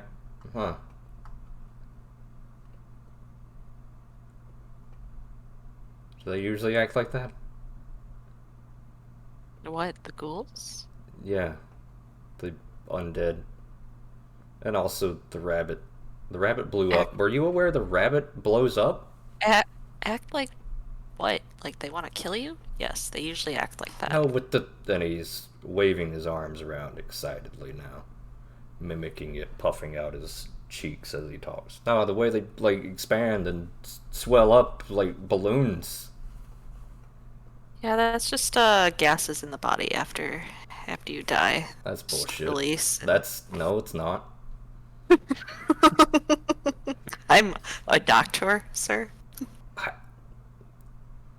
I don't think you are. Doctor.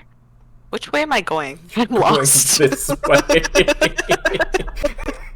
I'm a doctor, as you just...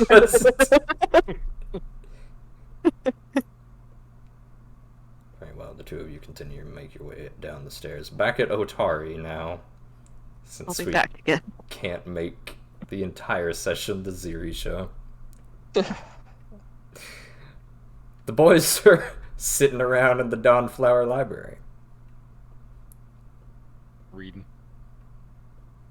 Is Not anyone going well. discussing things, or are we just three men sitting 5 feet apart in the library because we're not gay? Why would that be gay? Well, it's not, because you're Not 5 go to feet the apart. library?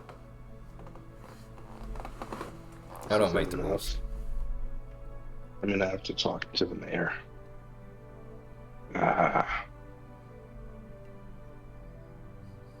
Why do you have to talk to the mayor? because I'd like to learn more about this so-called rogue that died. Apparently, the mayor wants to be a hero, has hoarded it all for himself. Which is suspicious, but also he's going to want to be a hero, so I'm not too surprised. Even books, though. Jeez. Sure, he's not just one of them nerds. Fanboys. I mean,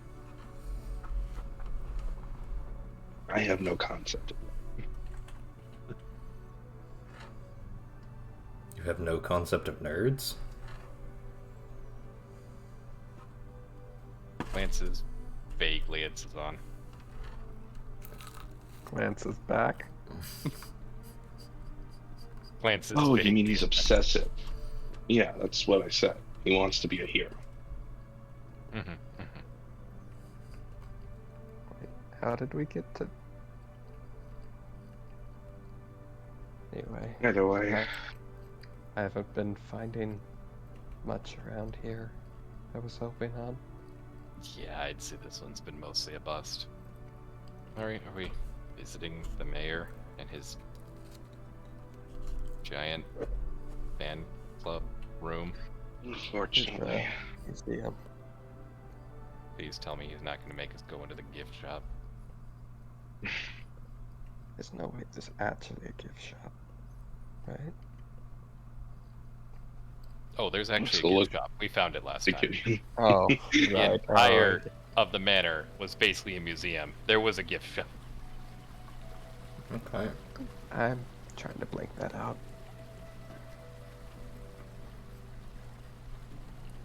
As the party begins to make their way across town, it's about that time that Tavius is wrestling a swollen ghoul to the ground.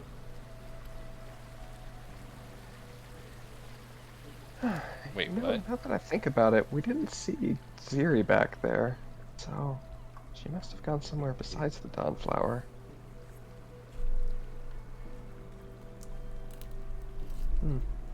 Were you just saying that in third party, or are we somehow seeing Tavius wrestling a ghoul to the ground? No, in third I party. think he was just giving us a sense of Gotcha. timing. I really just want that thing where we're smash cutting for like Mm-hmm. 2 seconds to a completely different scene and then back to the walking. Meanwhile, back at the ranch. Meanwhile, back at the plot.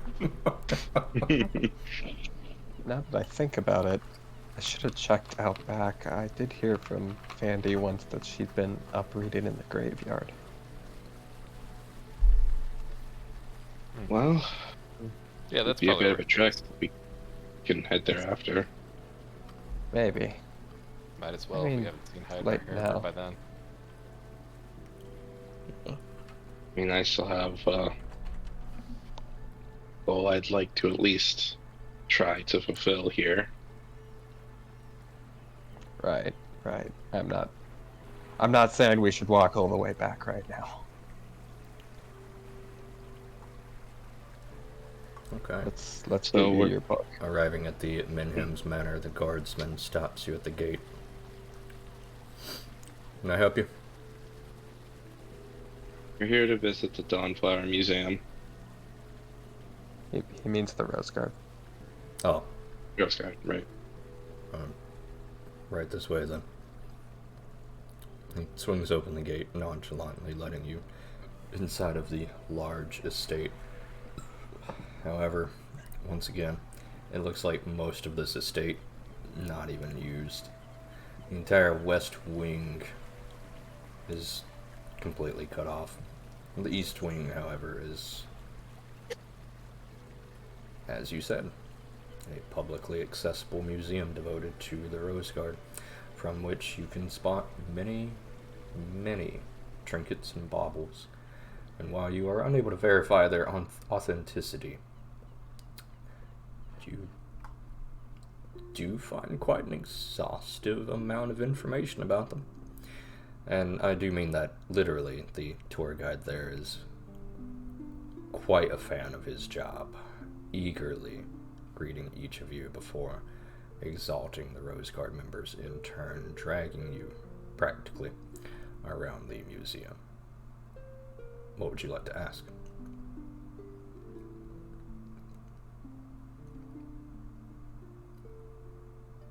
You have any... Oh, go ahead. No, I was waiting for you to ask. I was just gonna ask vaguely, were they? What were things of note? High-level stuff. Do you have any records of them, of their days before they fought Belcora? Oh, well, that's a fascinating thing. Did you know that Otari was actually a criminal? He actually had to flee Wolfkrone because back in the day he botched a job. Vol. Gideon sneezes. Vol was, meanwhile, said to be nobility descended from Wolfkrone, which was sort of a funny story when those two met. Thankfully, Vol was a no-nonsense type of woman, and let bygones be bygones. She claimed that she was nobility, but the way she acted, well, it didn't really suit a woman of her stature. Menhims, however, I hope you know about the Menhims, correct? I am vaguely aware. He gestures around the mansion. This is the Menhims Manor, of course. A Sphina Menhims was the party's healer, a cleric of Saren Ray, who was always comfortable out in the boonies more so than the big cities. And it said she came from a small little backwoods town up near Ashton.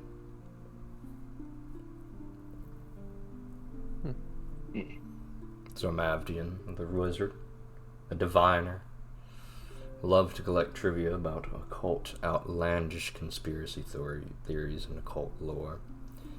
Very strange man. He always named every book. Repeat that name once. Zarmavdian. Zarmavdian.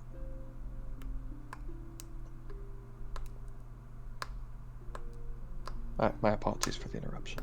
That's perfectly fine. Otari was also the group's optimist, and kept the others hopeful with his charm and humor, so when they lost him, their days of adventurers didn't last much longer without him. He'd guide you around the room, showing each of you sort of the trinkets on display.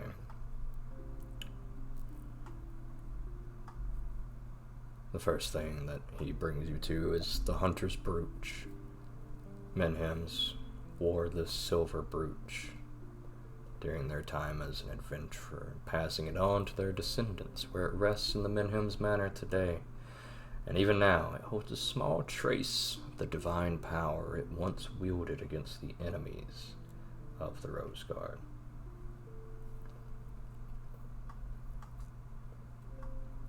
Zormavdian's spell book is actually in town as well. The Thresholds of Truth. However, well, long ago the Menhims needed a little bit of money, so we sold it to Odd Stories, where we have kept careful tabs on it even now.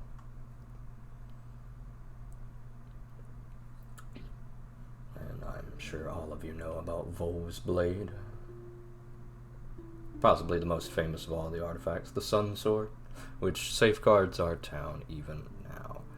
The Dawnflower Library keeps and tends it for us. They've much more knowledge about how to maintain its protective wards and its holy power than we do, so we allow them, though, strictly speaking, we are still the owners of it, should that come up in court.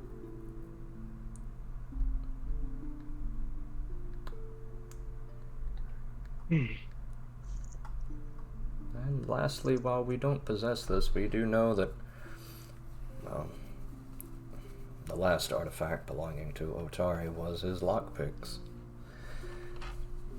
It's a shame, but they were a gift from a friend to Otari. They're not actually Otari's lockpicks, but when he was first starting out, his friend lent him the lockpicks that he could not afford. They were masterwork, quality lockpicks, but more importantly, they held a sentimental place in his heart.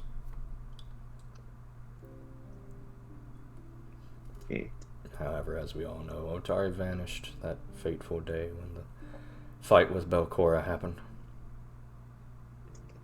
Yes, they said he fell through the floor. Yes. Well, we don't have exact witness accounts or anyone alive that still knows of that day. The accounts of the Rose Guard are all quite the same. Belcora cast a powerful explosive spell that rocked the entire gauntlet before collapsing the ground out from underneath Otari. And unfortunately, the battle was still pitched and raging.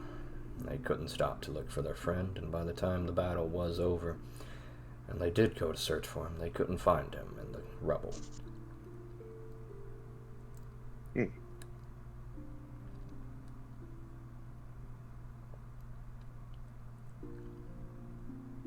They say where the battle took place specifically? It was the first floor, I believe. While I personally have not been there, eyewitness accounts can place a sizable explosive, and scorch marks still pervade the scene of that clash.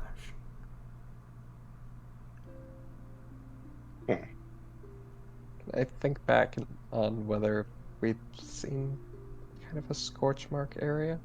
You have indeed. As for where exactly,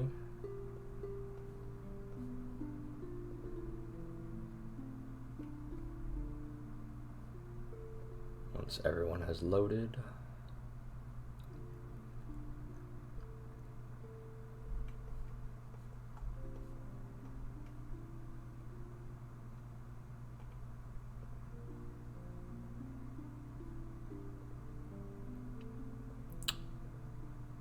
I see Como has loaded, waiting on Raleigh and Yuri. Well, Yeah, sorry, my went over the second they even mentioned the scorch mark because I wanted to look for it. Okay. I think I have an idea. I'm at 99%. Very well. That should be pretty at quick. 97. Yeah, it's a bit of a scorch mark.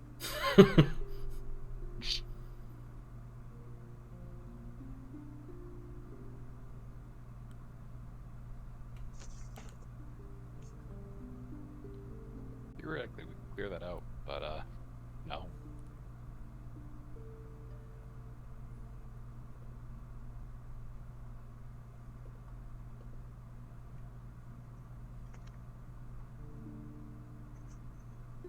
$99%. Sorry. On It's okay. my parents' Wi-Fi. It's completely dark since I don't own the token. Ah. I will change that very quickly then.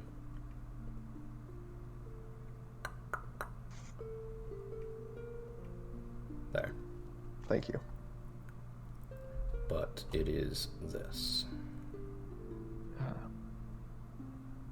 The large sinkhole that you got, that the Mitflits could not climb out of.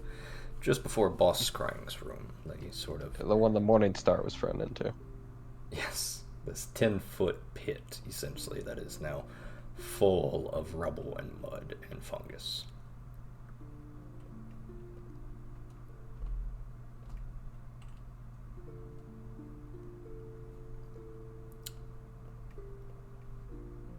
Your thoughts drift back to your exploration through the Gauntlet even now, before you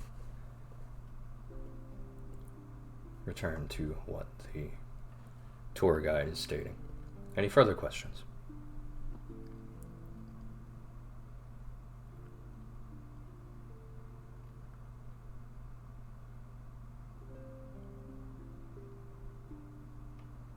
No? Well, No. do make sure to check out our gift shop on the way out. It's on the right here as you turn this hallway. Children do so love the little stuffed replicas of the members of the Rose Guard. We even have wooden replicas of the Sun Sword, should you have an aspiring little fighter in your party.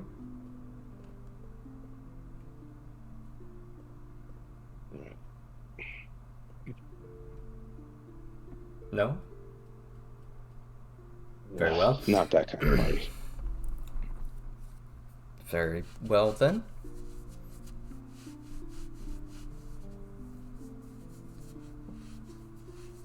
Thank you for your time.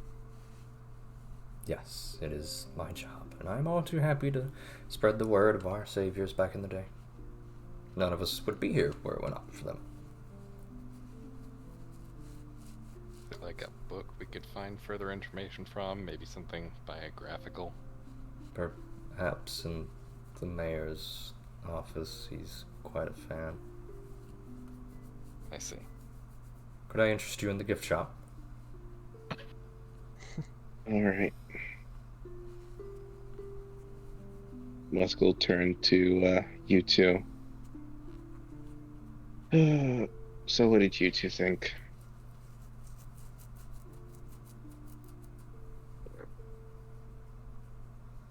In what context?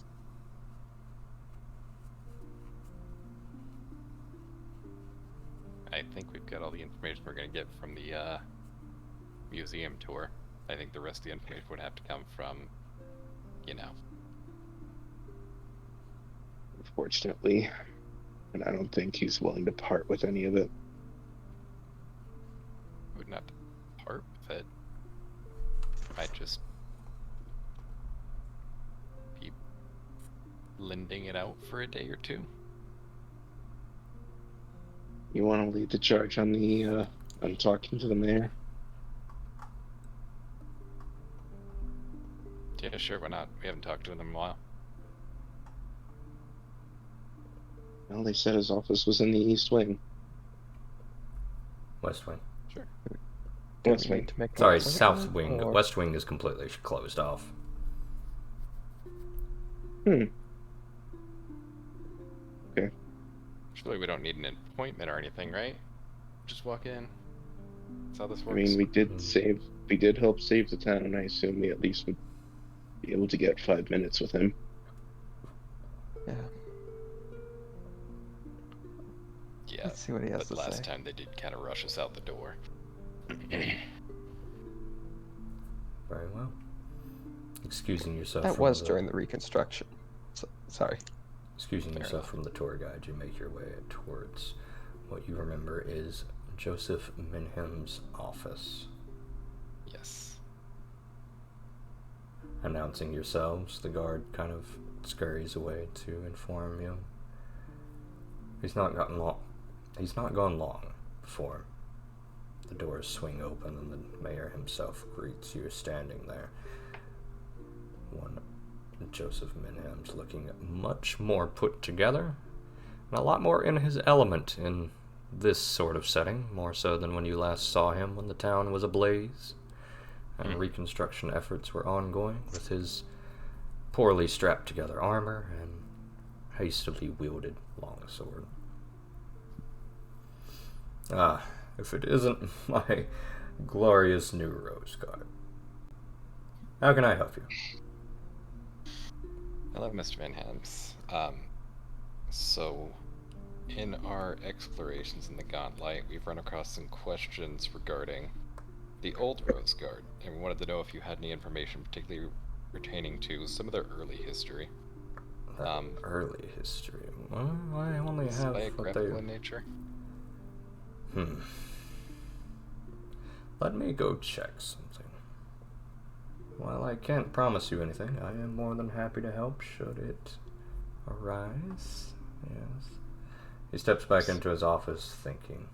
He doesn't shut the door, and he doesn't seem to be too concerned with formalities right now. His office is quite clean, other than his desk, which has various papers scattered around. This is somehow more my speed than the tool was. He takes a seat at his desk, pulling out a small drawer on his bottom left and beginning to rifle through some various things. You hear some thumping and clumping, papers shuffling. He puts a large book on the book desk and begins to search through the drawer some more, apparently not convinced that the book is helpful.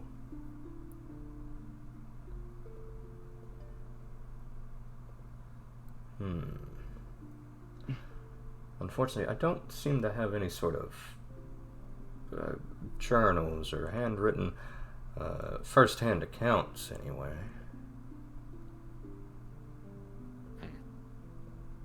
Wes, can you think of anything else that might be helpful? Historical documents? Timeline? Look, I'm not the scholar here. Someone's gonna have to help me out. You think I am?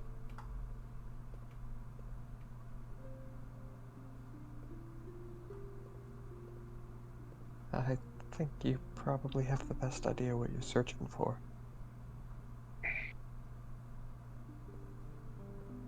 I want to know about how it all went down, how, like, play by play, if you have any writings from them before or maybe just after the fight with Belcora. Actually, there should be some documentation at least of the immediate aftermath. Yes, If not, the I fight can itself. give you a timeline. Would you like a timeline of events, or would you like to have me recount the tale, or? I think a timeline would probably be most helpful, but... Okay, well, as you know, in the year 4230, the burning of the rose happened in Wolfkrone. You, being a man from Wolfkrone, might know a thing or two about that. When the wild mages were driven out of Wolfkrone by the archmages, whether you believe it to be legitimate or politically motivated, everyone knows the wild mages being sort of the after effects of these archmages attempting to imbue people with the gift of magic, something that the archmages of Wolfkrone believed only belonged to a select few, them being a magocracy. Man goes on for a while about the setting up of the story, whether you pay attention to the character, pay attention or not in character. This culminated in the year 4230, where the burning of the rose, as we call it, happens, and the wild mages were exiled. Belcora, a scion of the Horovex family, caught in that. It seems they had to flee from Wolfkrone, and though we are not sure where, she was only 6 years old at the time, the youngest child of her family, and the only survivor. Her mother, father, 2 older sisters, and older brother slain in the war, and this left quite the impression on the small child. It instilled in her a deep-seated hatred of Wolfkrone. And while I do feel empathy for her, I feel I should state that her crimes are still unforgivable. However, at 6 years old, she becomes the head of her household, and a 6-year-old built for revenge with wild magic in her blood is impressionable. She took power wherever she could.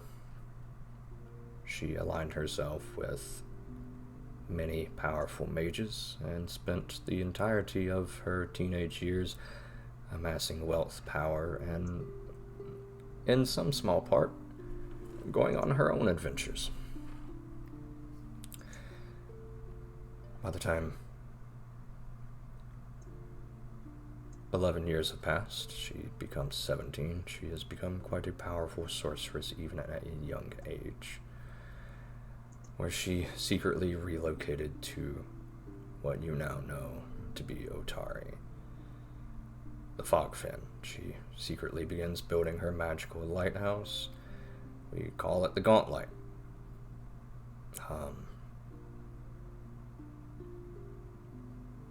She employs the use of spirits, undead, and even some devils bound to her will through contracts and pacts.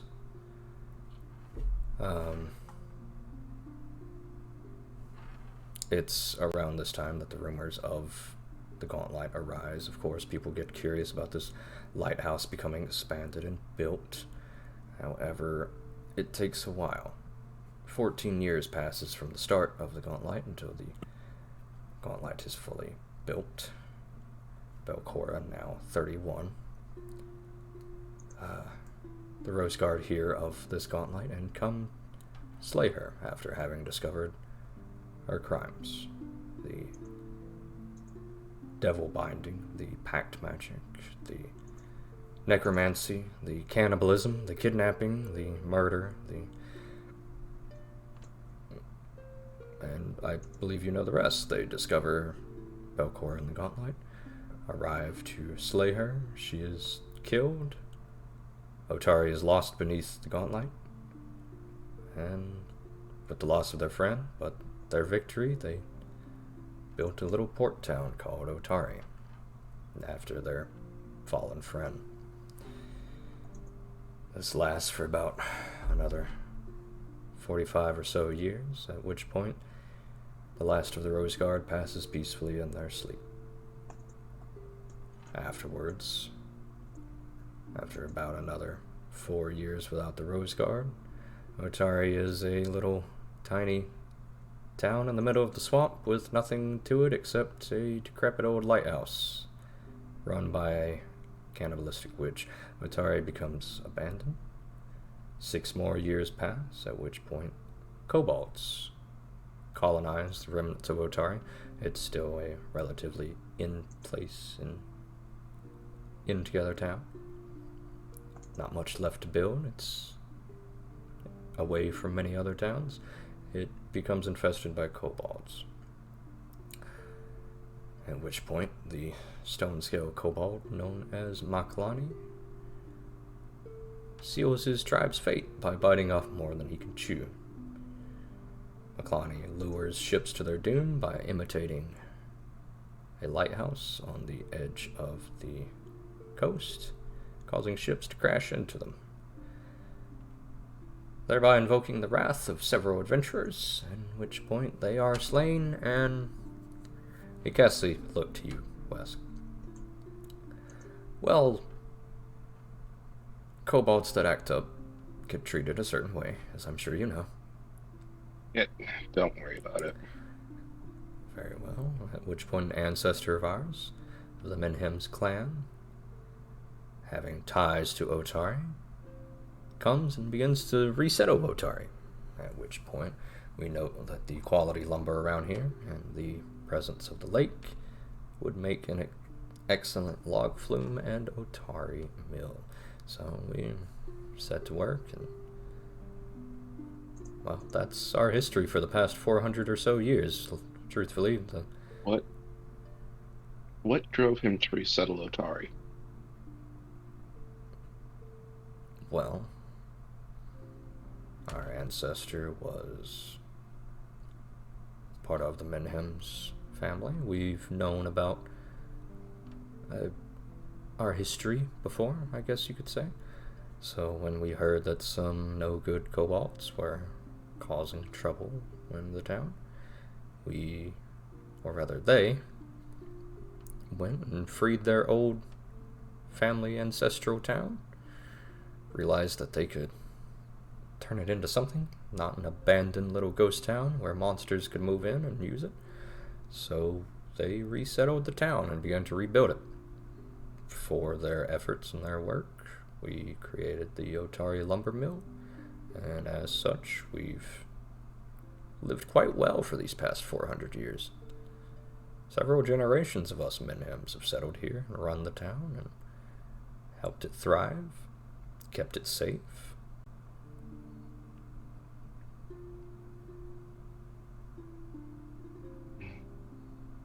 400 years. Roughly, yes. During that time, did any other adventurers venture into the Gauntlet?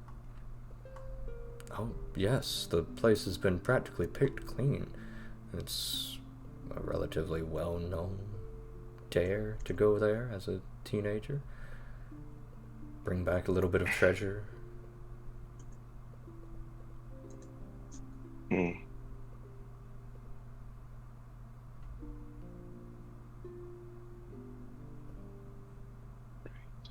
Well,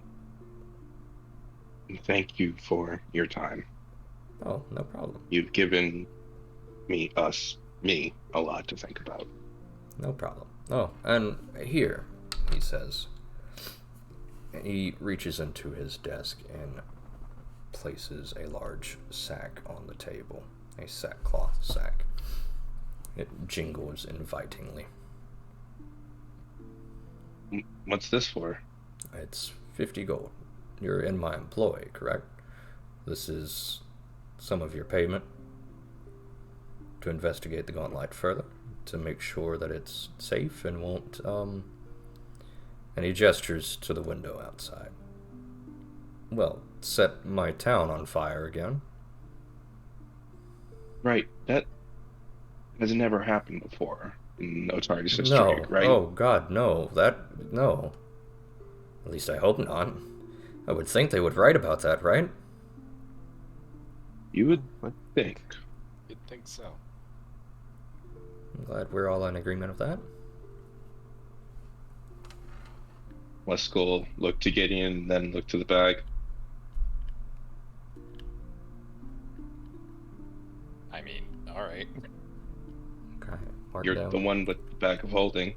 I'll grab the bag. It has 50 gold coins in it.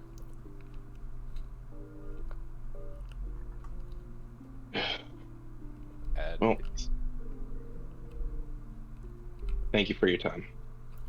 Any time at all. I hope that I can count on your continued assistance. Of course. I would very much like... Oh, hey, why is the West Wing closed off? Just a curious question.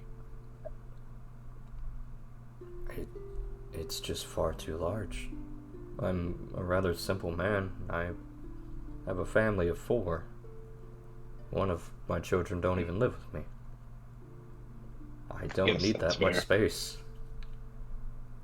Forgive me for prying. That's perfectly fine. I would rather you pry than me seem suspicious.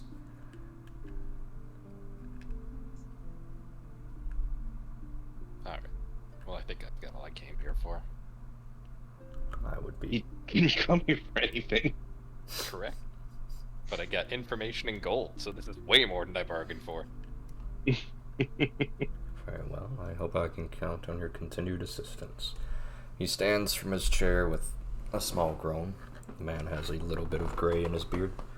Before reaching over and awkwardly kind of bending over the desk down towards you, Wesk, extending a hand. Let's go take it and shake the hand. Well, it's a pleasure to have you in our town.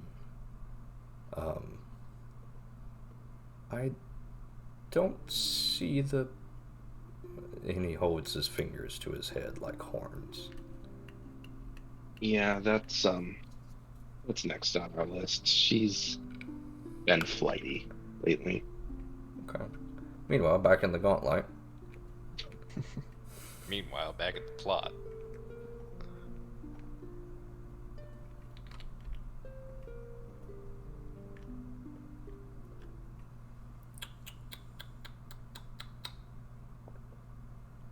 We'll do... Not that. We'll do this. Ziri, you find yourself once more at Jarl Mesman's camp. the hairs on the back of your neck stand on end as you descend deeper and deeper into the gauntlet.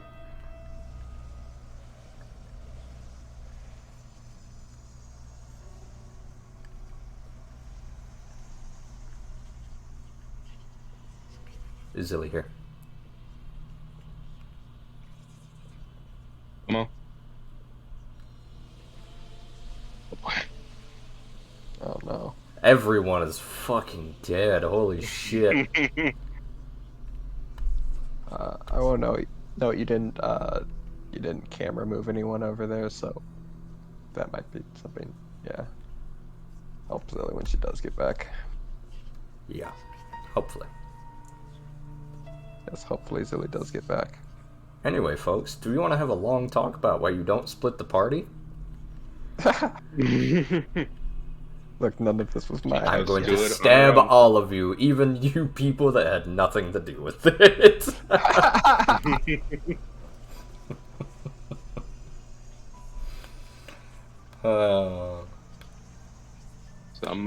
Sometimes lessons just need to be learned the hard way.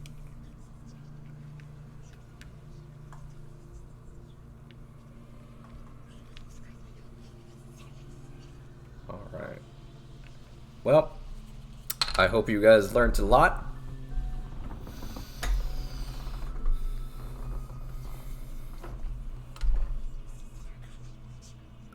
I have returned. Welcome back. It's about the Ziri hour.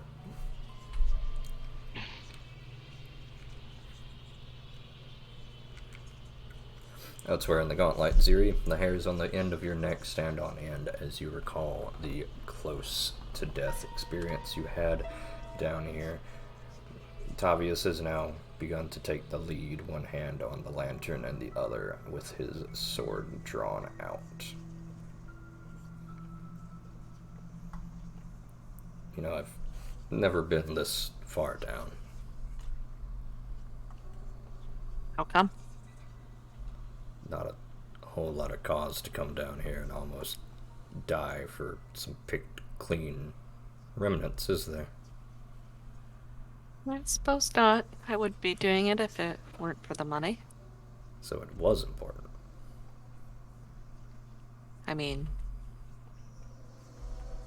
like I said, we're not going anywhere I haven't been before. This is just retrieving something that was left behind. Right, let's see. You enter that shimmering blue hallway once more. The stairs spiraling off to the west, leading up, and the east leading down.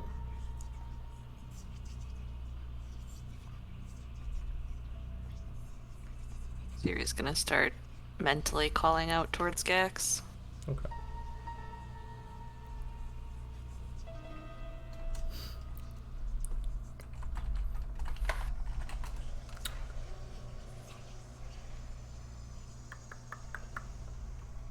Here we go.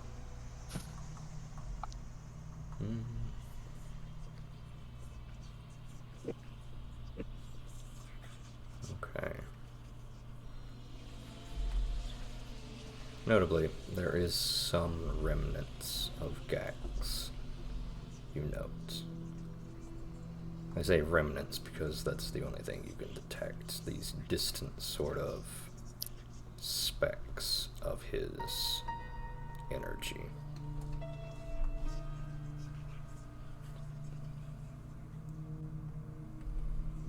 Where do they go? They're still in the room. Okay. Maybe I should lead. She steps aside, allowing him to squeeze past her. It's just dangerous, so. You don't say. Well, I would expect you would know that better than anyone, I suppose.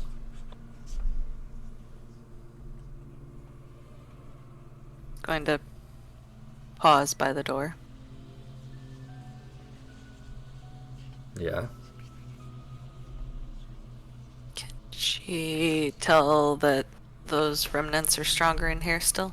Yes. Okay. Oh. She's going to try and demand that Gax return to her. Okay. You do so, and you focus, and you focus. It's a long, lengthy process.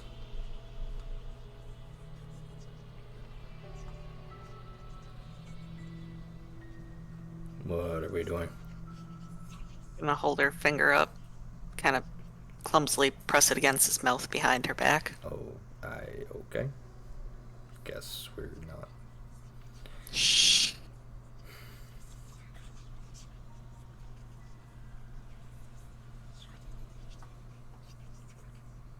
Notably, Any luck? you are successful, albeit slow. It's going to take you a while, and unfortunately, there is a constant sense of being about 2 inches away from that horrific creature at all times. You cannot shake the feeling that it is just toying with you and watching you from somewhere right now.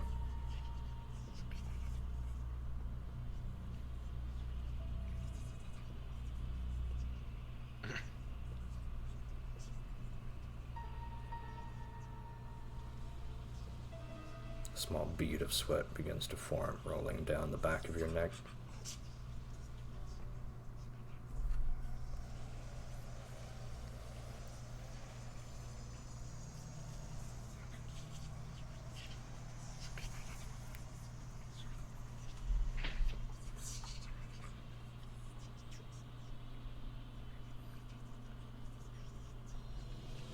A lock of your hair falls into place.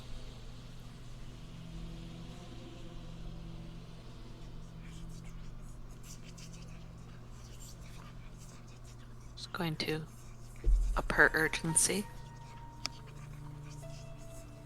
Alright.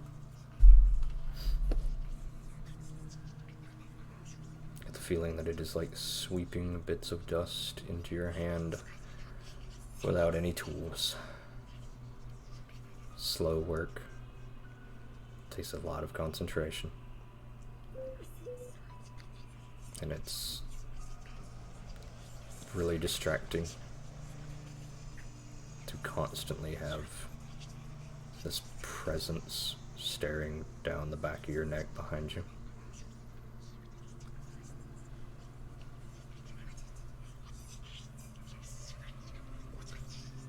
Hey, so you've been like really quiet for like 10 minutes.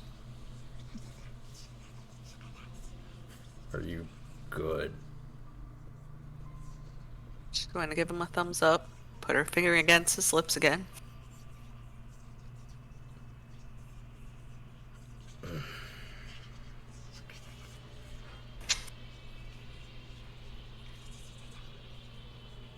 Come on, little buddy.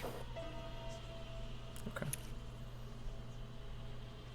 You now have a speck of Gax tucked into your soul somewhere. You can reform Gax from this, but it is going to take time.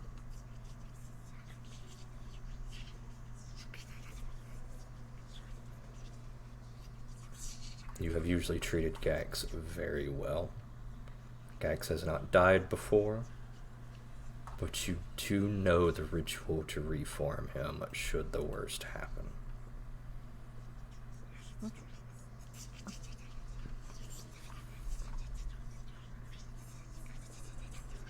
You have done all you can here. Alright. Do I still feel calm around this room or no? You as Ziri do not feel calm at all in this entire place now. You are aware that creature was not dealt with. Something inside of you, however, does beckon you forward. Thankfully, you know better. Just gonna linger for a moment before turning around and nodding towards him. Alright, I got it. You can go.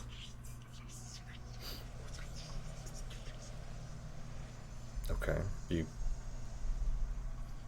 want to talk about it? nothing to talk about. Forgot something. I came back. I have it. I told you it was simple. I don't think I agree with that. You didn't grab anything. I did. You just didn't see it.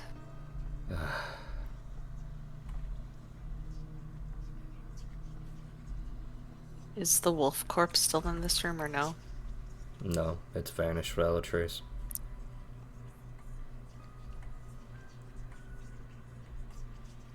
Will there be any corpses that I will see as we make our way out? Yeah. I would like to pause at one that looks the freshest whenever we reach that. Okay. The darkness. The darkness indeed, as Tavius slowly... Consumes me. I didn't say that. Tavius begins to make your way up. There are these ghouls and whatever this creature was. Something like that would probably work, right? I can animate that.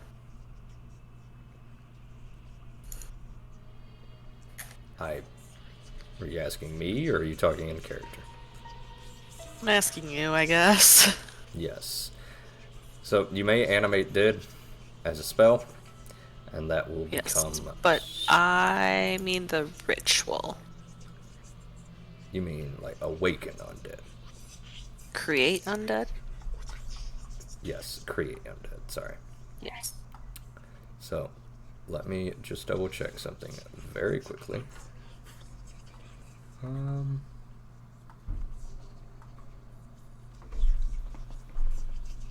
Oh, sorry, did we get rid of your, We did, didn't we? We changed it from the, Reanimator dedication to witch dedication for this, didn't we? Mm-hmm. Okay, because we were not taking advantage of that. Okay, in which case, I was going to see if... And I needed Gex to live. Yes.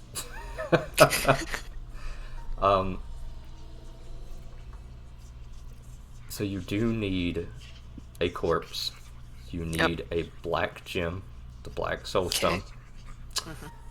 And then it is a ritual, so it would take the better part of a full day. Okay, but this body would work. Yes. So it will not just animate strictly this. It will become an undead of your choice. Okay. She's gonna kind of pause near its corpse and poke at it before crouching down, inspecting a little bit, thinking over it, and standing up and looking at Tavius. Could you carry this? Could I? Yes. Great. Okay, good talk. I meant, would you carry this, please?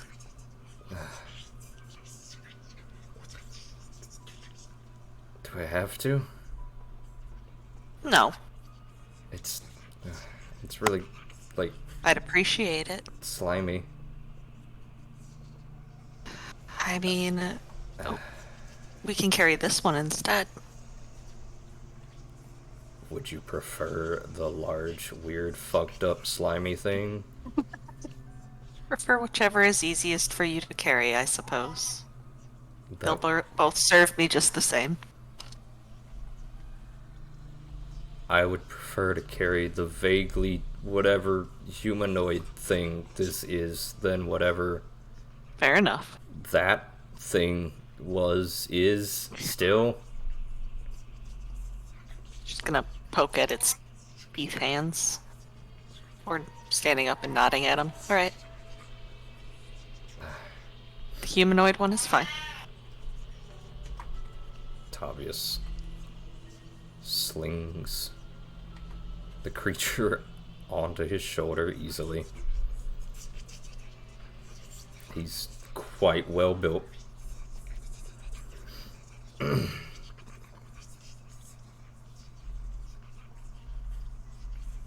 Now, if I had a nickel for every time a woman has asked me to carry a dead body for her.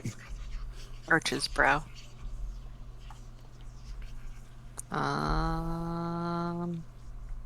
Nope. Yep. Are you returning to town? Yep. Very well. Well, the outskirts of town. I'm gonna ask him to dump this thing on the outskirts. Outskirts of town. By the graveyard, you know, where the dead things should probably go. I see. Tavius gives you a raised eyebrow as you make your way through the fog fin. I'm not real sure about just, like, carrying a corpse through town. Oh, we won't go through town, we'll go around. Okay. After some 20 minutes, the men finish their talk, emerging from the Minhem's Manor, and it's about that time that Tavius quickly and sort of disgustingly deposits the body of the vaguely humanoid corpse on the outskirts of the graveyard, you said? Yes. No, in the graveyard. In the graveyard. Okay. Tavius gives you a look as he walks through the graveyard gates. Hey, I'm not, like, helping you build, like, a... Is this gonna be, like, a thing later? No, we're just laying it to rest. Wasn't it at rest? It's not moving. It's a different type of rest. Don't worry about it. I'm extremely worried about it. Well, don't be. Why? Thank you for the help, Tavius. Goodbye. You're not gonna do anything with it? You're just gonna leave it on the floor? Wait! You didn't, like, cover it up with the...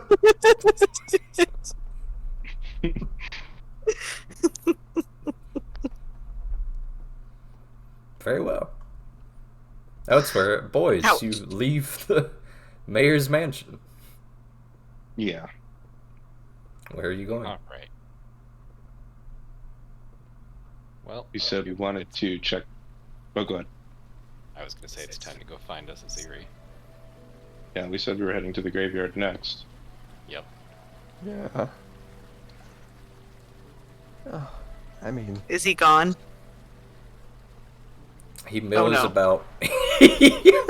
He mills about awkwardly for about the next 2 minutes, pacing back and forth between standing over the corpse, looking at it contemplatively, walking away 15 feet, seeming to change his mind before going back to look at the corpse some more. This continues for about the next 3 or 4 minutes before he trudges off with a heavy sigh to go stand at the same grave you saw him at earlier.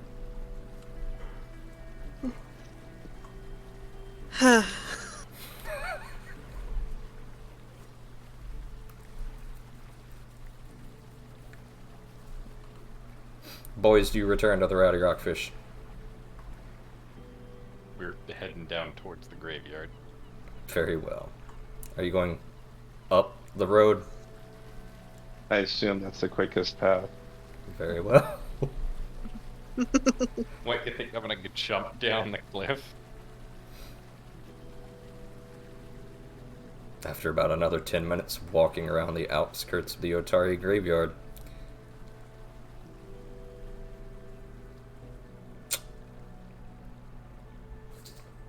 there's a ghoul body here.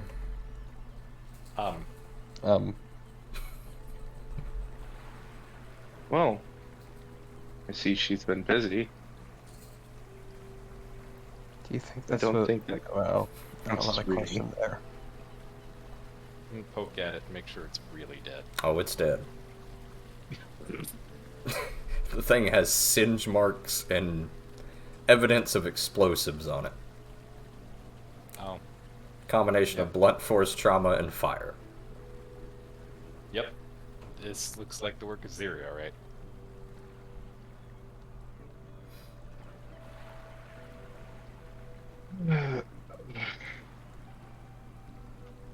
Alright, well. I guess that means she was through.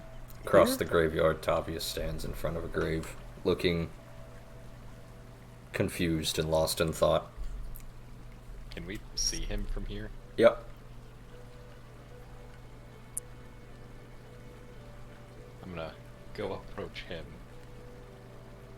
I'll go Not with. hiding, but quietly, because it is a graveyard. Okay. You do so. I'll go with.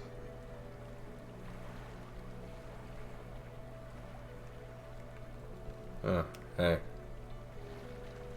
Hi. Yeah. I'm sorry. I'm a little confused. Do you know what's going on with the ghoul over there? No. But has that been here the whole time? No. Did you just get here?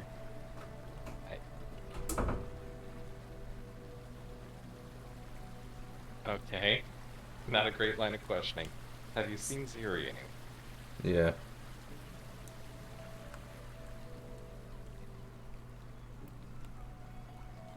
Sorry, I've got a lot going on. Do you need a minute? Yeah. Yeah, alright. I'll go over and relay to Wesk what we just heard. What you did here. Notably, Tavius is wearing quite a fancy-looking sword on his belt. It's pretty uncharacteristic for the man who usually just carries around hammers to sling at people. Mm-hmm. Yeah, okay. Alright, give me a warfare check.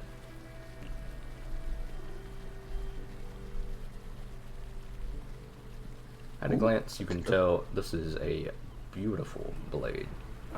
Probably freshly crafted very recently. It's free of all tarnish at all. It looks barely used at all. You can also tell it's got a beautiful platinum hilt with a large sapphire in it. And for a moment you admire its craft before you realize, oh, it looks like the Sun Sword. Mm-hmm. I was gonna say that fits the exact description.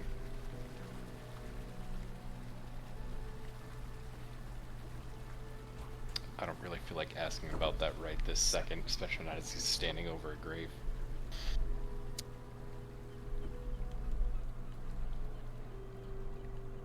Am I close enough to be able to see what grave he's standing over? Yeah. Is it remarkable in any way? It looks relatively new compared to some of these.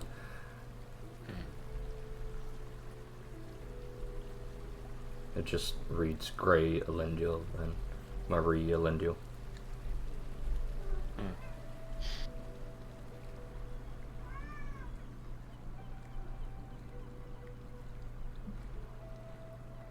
Oh. Notably with that warfare check, you can tell that is not the Sun Sword. It is a pretty good, well-made duplicate, however. And piecing together how much Tavius enjoys the Sun Sword, it seems like he's crafted a look-alike.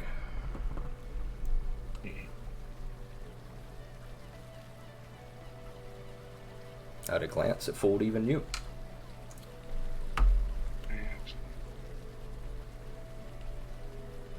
knew there was a really good craftsman somewhere in there. Wander over. I actually have a question for you. Sorry if I'm interrupting. No, it's fine. What do you need? This is gonna sound weird. Were you ever in... Were you ever supposed to, like, go into the Godlight. The Gauntlet, thank you, for whatever reason?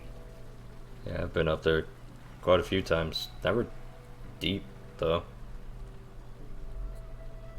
Always by yourself? No. Everyone knows it's practically suicide to go up there by yourself. Speaking of which, that's what, he gestures vaguely at the ghoul. You brought that back? Yeah. Well, Why? no, I don't know why. I just did what I was told. As always. Your friend, the witch. She was gonna go up there by herself, so... She was what? Yeah, I don't know. I thought she was smarter than that. Musk is gonna pinch the bridge of his snout once again. No, I'm aware at this point that she is not. I don't know, man. She handled it like a champ. I mean, she blew up like a rabbit thing.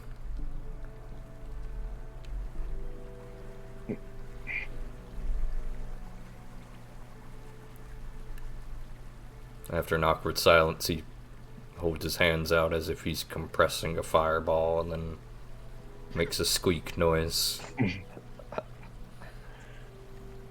It's magic. Thanks.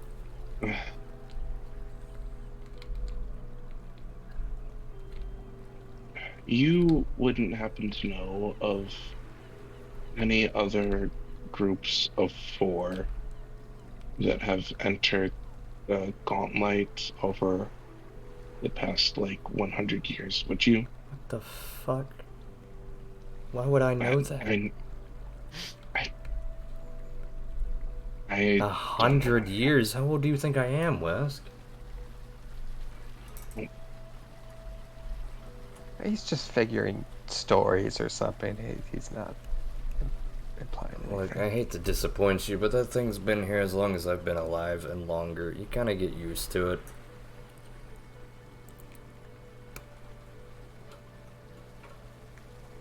Oh, sorry for interrupting you. No, it's fine. I should get going. I should, got stuff to do, you know. This has been nice. Your friend is insane, but also very talented. Yeah. Speaking of her, do you know which way she went? She kind of just left me with that body.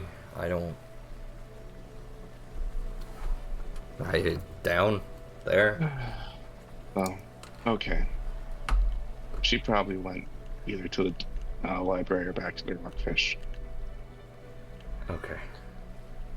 I'm gonna go get a blanket to cover that thing with. Yeah, That'd be a good idea. that'd be great. Thank you for putting up with all this. I'm just trying to help. I didn't want her to go in alone. We thank you for that. I appreciate it. Okay, well, I'm glad that... anyway. I'm gonna go.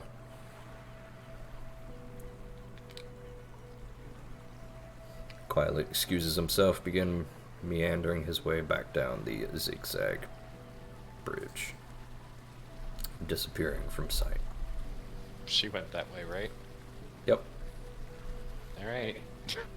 There's an awkward moment as Tavius leaves, and About a minute after you notice him on the switchback bridge below you, he picks up his pace faster.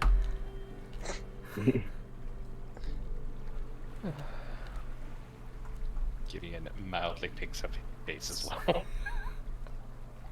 Plus, he's just gonna leave them to their shenanigans. Okay. Go at Yeah, his own I have pace. no urge to run down the staircase again. What's wrong? Very well. Siri, you headed directly back to the Rowdy Rockfish? Yep. Okay. I would say you missed the men passing by you. About the time you reach the top of the steps, you see the men passing by you, talking loudly. It's been about another 10 minutes, and they've not returned yet. No sign of Tavius yet. You're alone in your inn room. What would you like to begin doing? I'd like to start trying to revive Gax. Okay. Notably, it takes a week to revive Gax. Of just focusing on that Yep. and nothing else? I will say I will Our next few sessions are going to be really boring. I will say I will allow you to do it in 2, but that's it.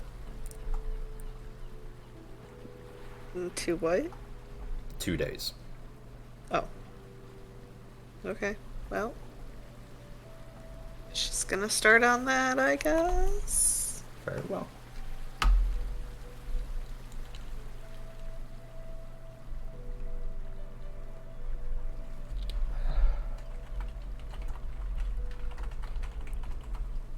Oh wait, actually, before I do that, hold up. What's this?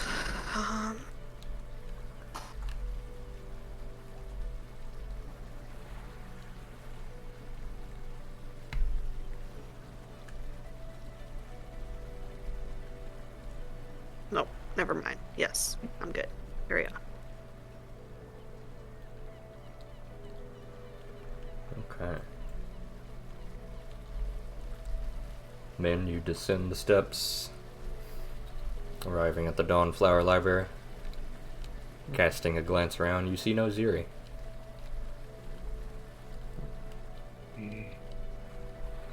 Well, we should check back to the Rockfish. I've All the way probably done all the research I'm really going to be able to get done without being able to grease some palms.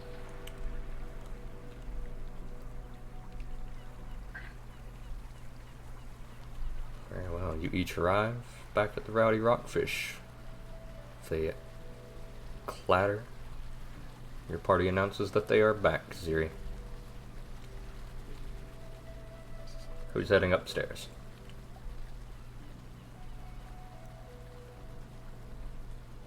I'm definitely gonna head upstairs because I gotta work this out in my head. Okay. Very well. Also heading upstairs. I need to drop some stuff off. Very I well. got books. Ziri, you've settled down to focus on your spell.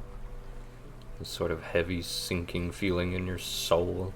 This little speck that you're going to have to cultivate and harvest and shape back into your little buddy. When your party members come stomping upstairs.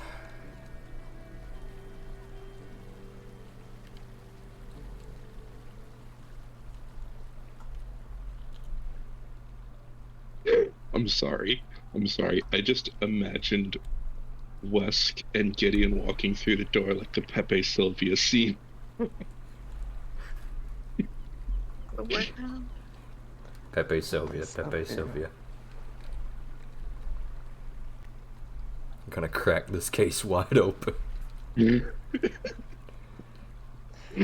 well. Regardless, Ziri, begin focusing on this little speck in your soul that Gax is made out of. Never thinking for once that you would have been separated in such a violent manner.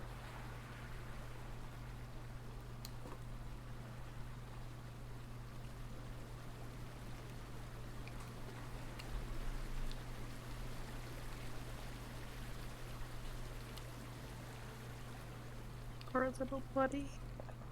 At a glance, spells tend to have indication. At a glance, can I get a rough idea of what's going on here?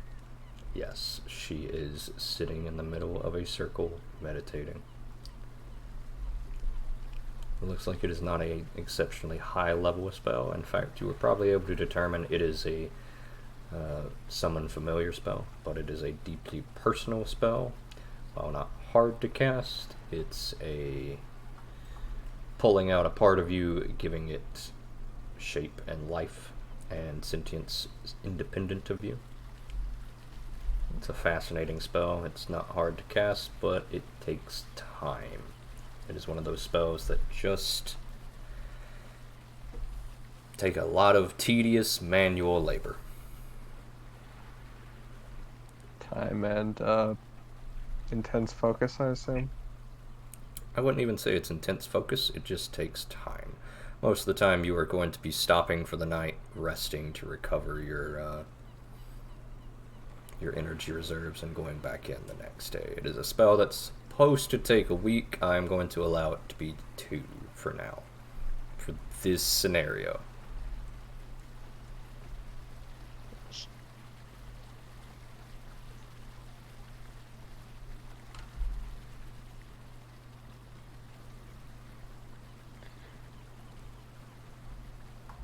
Siri, how do you look when you are casting this spell? I would say that she looks mostly relaxed, like a cross-legged, hands on her knees, eyes closed. But she looks a little more pained than usual because she feels extra bad.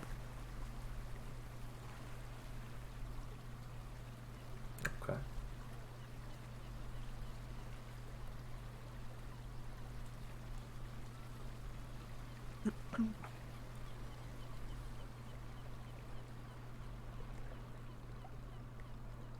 Awkward silence takes the room.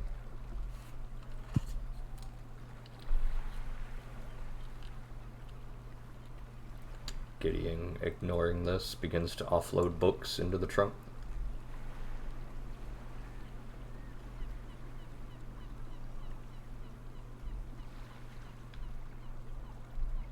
So what even was all that?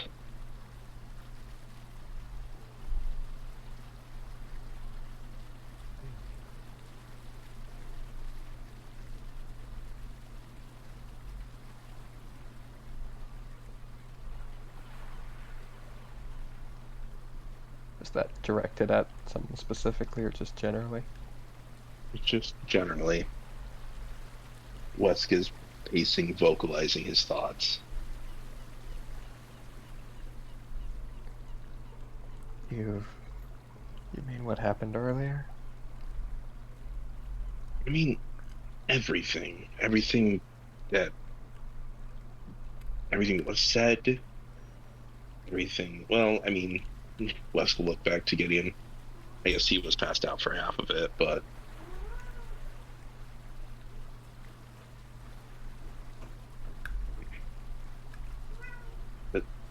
what's this about a script that's we've done this before?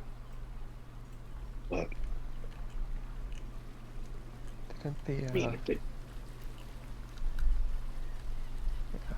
Gold Priestess said something loosely similar? which priestess? The ghoul that we fought in that large chamber on the second floor. She spoke a lot about us being fated to come down there and slay her, and she commented on Gideon. She was surprised at Gideon being there and seemed to state that the loop shouldn't be broken. But right. So there's very clearly some sort of, and this is so far beyond me, Wait, you didn't think to mention that earlier?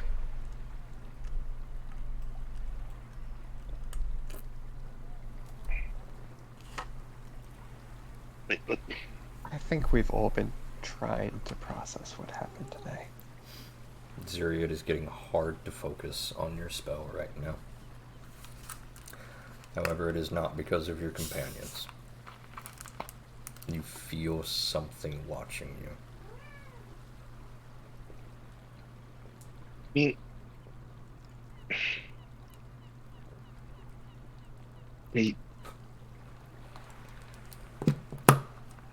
So if everything's supposed to follow a certain pattern, why are we different?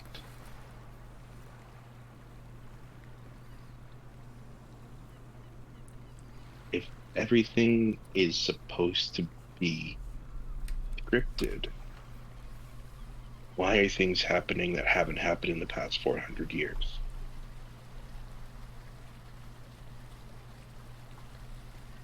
Well,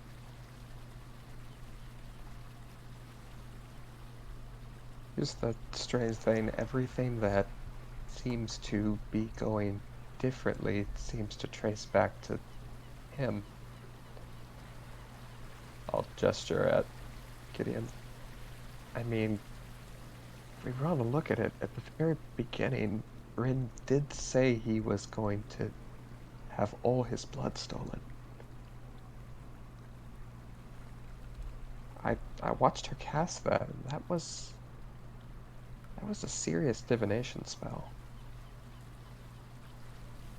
I mean, in a way, that did come to pass, but Oh, even Rin herself said that it hadn't come out the way she saw it.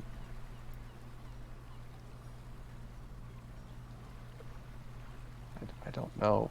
I don't know what's going on, certainly. But if we want to draw common elements, it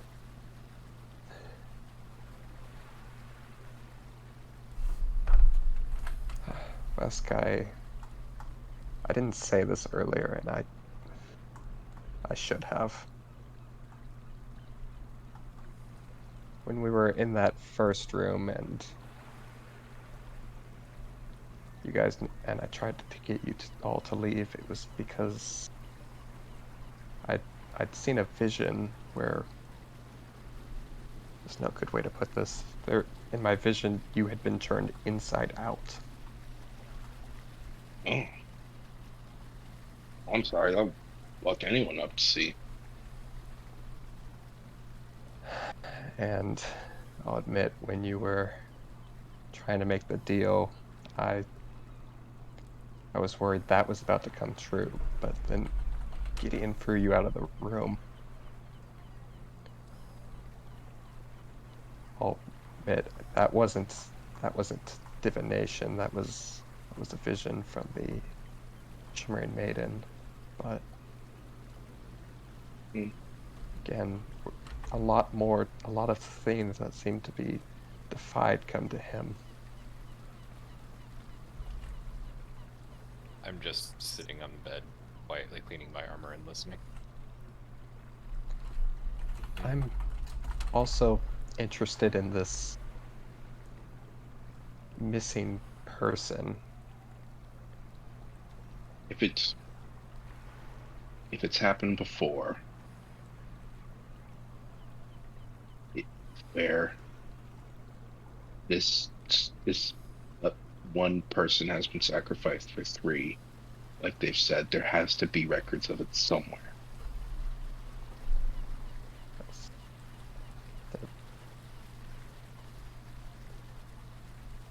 No, they also, yeah, when we were there, that thing referenced a fighter who was supposed to be with us, and I'd note that the Ghoul Priestess also said that almost all the pieces had been gathered, and that something was kind of implied something was missing there as well.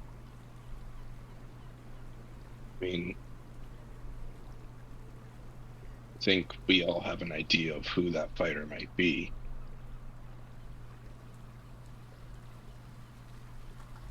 You mentioned it earlier, Yes. but don't know. I mean, I guess you're thinking bias, but I mean, it could be someone else, but that's just gonna I don't know. I don't put too much stock in fate. rub his head with his hands. What the fuck is going on? Also, I know if some super evil thing tells me to do a thing, I'm definitely not doing that thing. Pretty That's- simple. Yeah.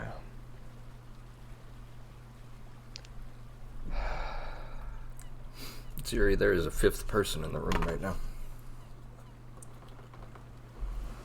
Going to slowly open her eyes, glance around.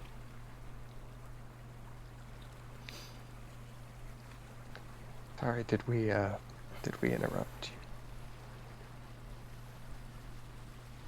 There's someone else here? Okay, at that, I'm immediately gonna dart looking around. Okay, give me a perception roll.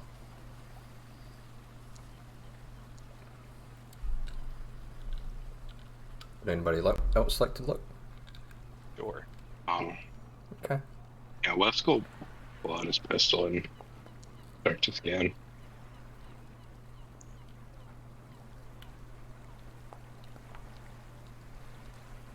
Cezanne, give me a religion check or astrology.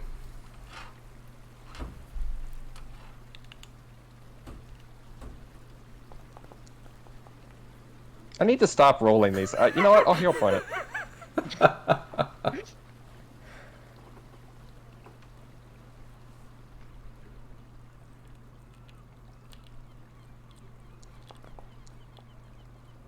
Okay.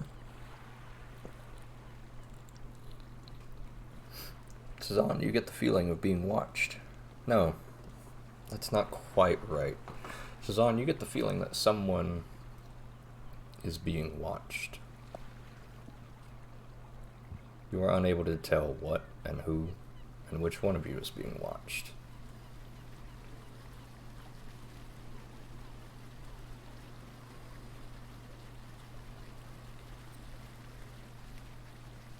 There is an outside presence watching this room right now.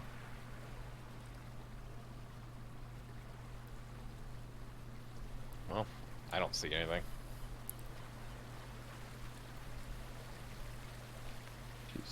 She's not wrong. Something's watching.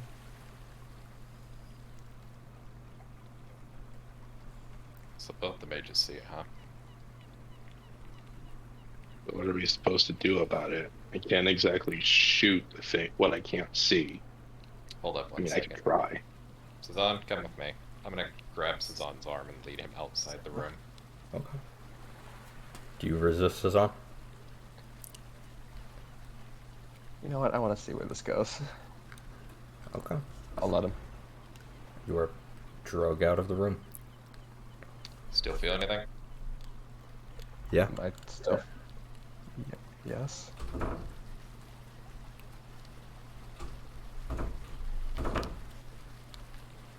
I'm gonna ask him again once we're outside the Rowdy Rockfish. Still feel anything? Am I still feeling anything? Yes. Yes.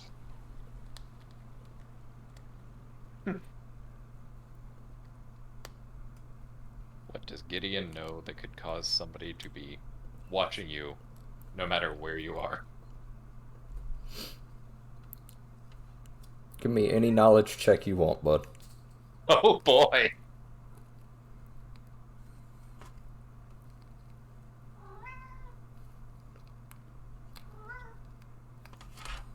You know what?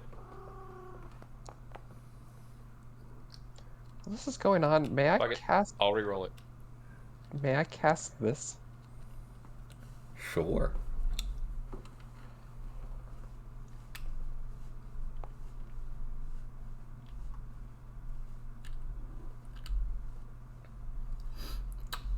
willfully choosing to ignore the magic items that you know exist around you, Tazan, your senses are assailed as you realize that every single square foot around you is magical. There's magic covering this whole area. Is it this area, or is it just Cezanne? Everything Tazan senses. The whole 30 feet that I'm getting from this. As well as that, Gideon with your 28. Very nice. With your 28, you are able to recall many, many, many, many stories of scrying magic and detective magic and the status spell, all sorts of these versatile I figured info from gathering Wolfgrown he would know what a tools. scry is. That's just what I wanted to confirm. These are incredibly useful tools in war because information is the make or break for a lot of things. Old scry and die tactics, you know quite a lot of spells and ways and abilities that you are able to detect things that you should not be able to. And though you do not ways to know, prevent scrying. well, you do, but you're not going to like doing them.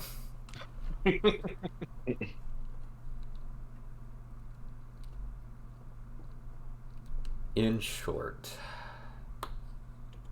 there is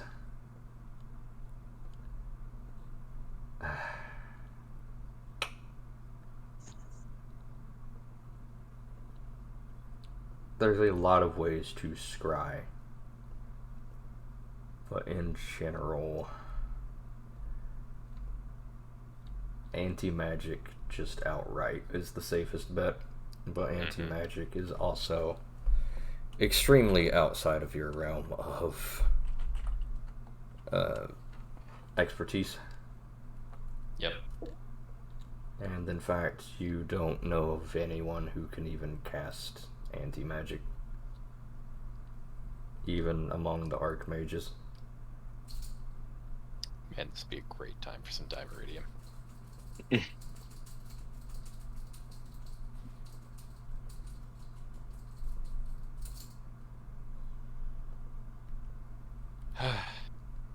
Alright, great.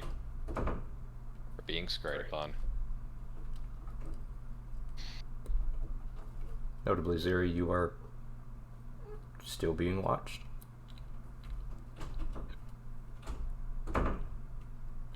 Tell what direction that's coming from. Immediately right behind you. In fact, you feel something crawling up your back.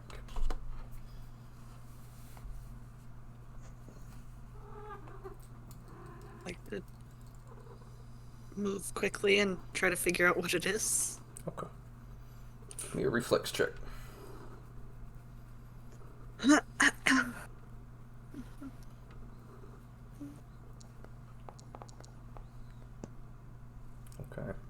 You immediately go to whirl around and swat off whatever is touching you, but your hand finds no purchase.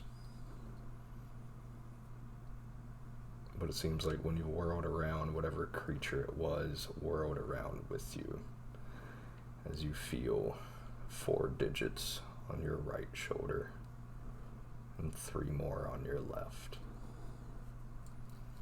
They place themselves one by one onto your shoulder individually, sending cold chills down your body. Whereas Kaziri whirls around swatting at something and she is sweating. Musk is going to aim at the air, suddenly confused, before looking back at Ziri. What's going on? You see whatever it is that's touching me? Just going to don't see anything. swat at her shoulders now, trying to get the fingers off. It displaces some of Ziri's hair, but as it touches her right shoulder, she whirls around to swat at it instead. Do I see anything at all, or just Ziri swatting at herself? You just see Ziri swatting at herself and jumpy every time her hair touches her shoulder.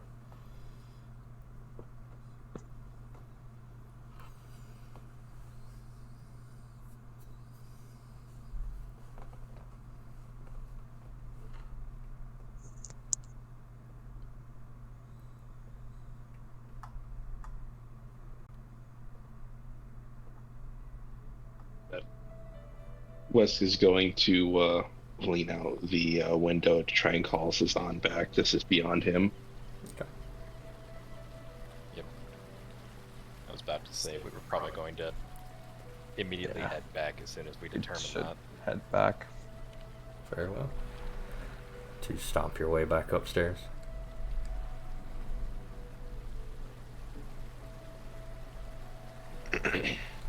Yes, Wesk, what's going on? Something's haunting Ziri. She says it's on her back. So, Take a look at at the very Ziri's least, back. for mages, probably all of us are being scryed on right now. Which means someone is looking from elsewhere at everything. Wait. Stray? Yes. From your initial description, was were you trying to state that I didn't feel like I was being looked at? Or are you just trying to imply that there was like a thought of something looking at multiple things? You felt like presence, and you could tell that it was looking. It was not engaging, Right, it was okay. not interacting, it was not physically there. Your roll was high enough to determine that something was looking. Got it. But anyway, with the description of Ziri, I'm gonna look at Ziri's shoulder, see if I see anything. Okay. Yeah. Ziri, do you seems different. allow other people to touch you? As long as she can tell that it's them, yeah. Okay.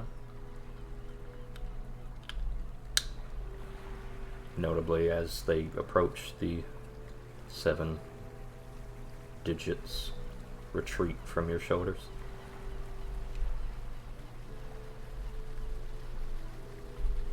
What are you looking for, Cezanne? I was just initially looking to see if I could see anything or see physical evidence. Like, for instance, if she was describing something touching her, see if, like, it looks like any of her skin's being pushed down slightly or that kind of thing. No, she is not displaying any signs. There's nothing visible at the very least. Where I felt something. Oh, what did it feel like? Fingers on my shoulders.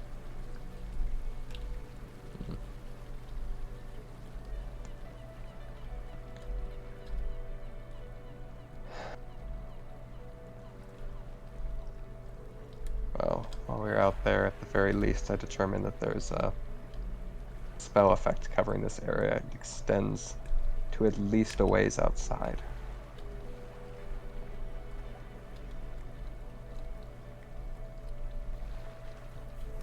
So, what can we do about it?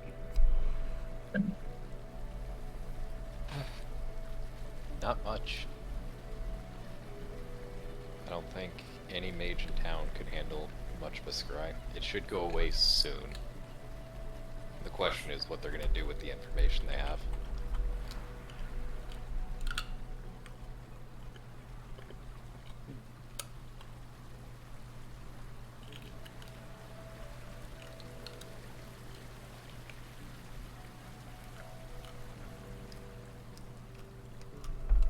Okay.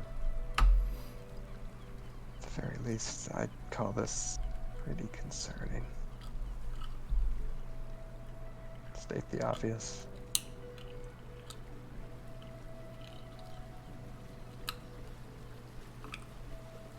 Yeah, but I mean, there's nothing we can do but wait it out.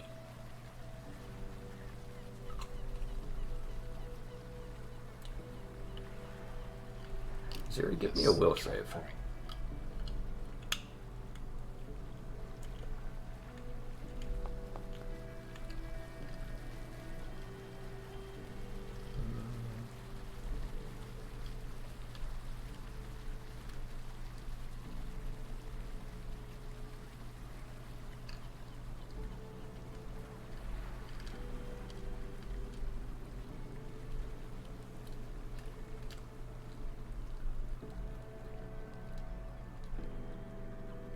Oh, yeah. Okay.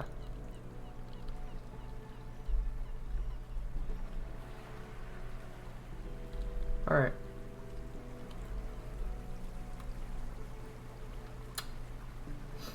That was for my back end stuff. Continue.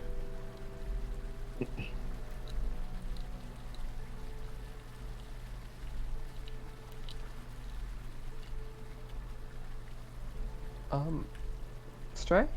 Yes. Thinking back, would I have any way of knowing if that thing we saw in the gauntlet earlier has any association with scrying magic or something of the similar? I got a pretty good look at it. I was wondering if that's I believe I told you that it has powers over light and perception. So that would... Okay. Thank you.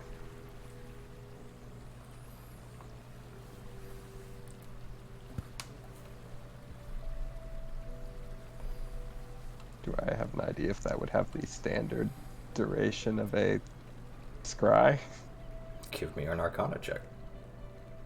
Sure. Fortunately, I'm not trained in that.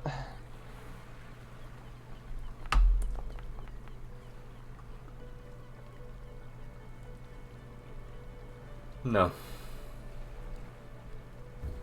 Mm-mm.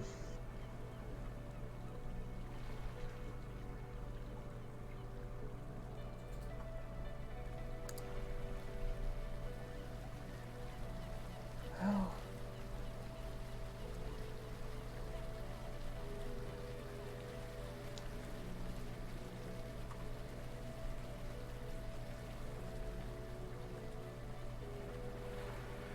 how long does a standard scry last for again?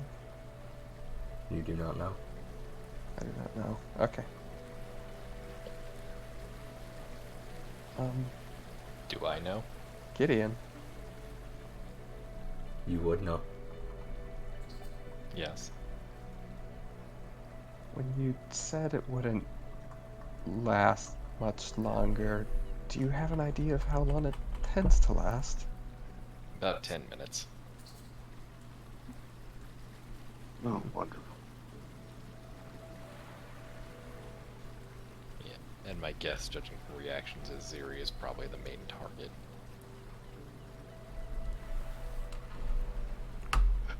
Sorry, I probably shouldn't be making assumptions. I would have told you that information anyway, with your roll. Gotcha. Gideon is well versed in war magic. Not necessarily battle magic, but war tactic magic. Yeah. I mean, unlike me, he is trained in Arcana. Which kind of just makes sense. You know, Wolf-Crown military. You'd be familiar with things like scry. That's why I figured a warfare role actually made a good chunk of sense.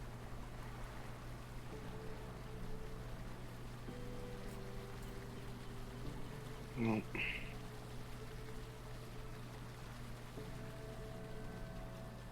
The important thing is we don't say anything for 10 minutes. It's been well over 10 minutes. Am I still sensing it? For actually, you, it was only quick. a brief thing. Yeah, sorry. Zeri, quick. you still feel very seen.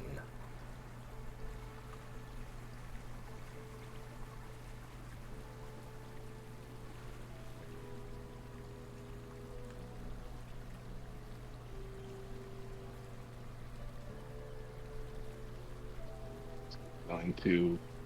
Oh.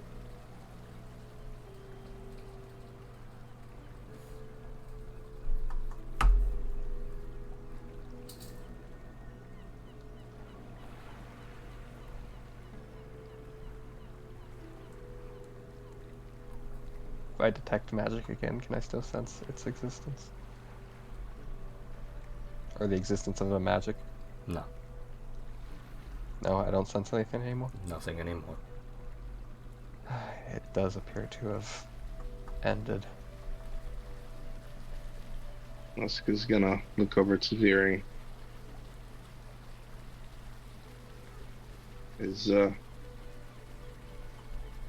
Hey, it's gone.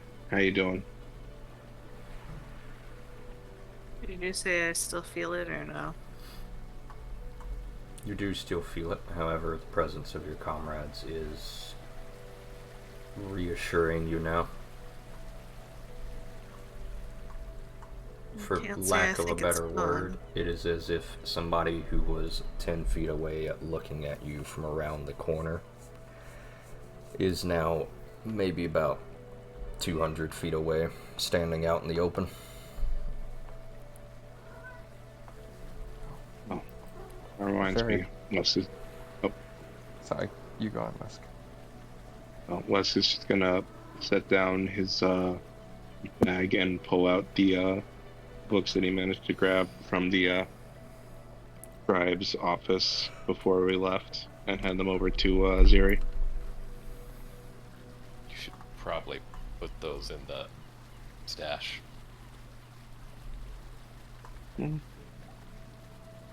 Wanted to let Ziri know that he grabs them. Thank you. She's going to fish out the badge that he tossed to her. And it. Wait, did I already give that back to him? No. Not yet. And hand it back to him. And I think that you'll be needing this.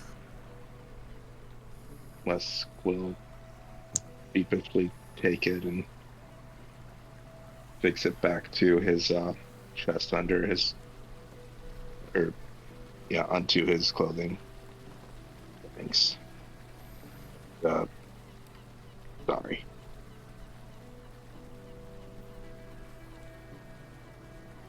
Siri, will we really place the books in the stash before trying to go back to her meditation?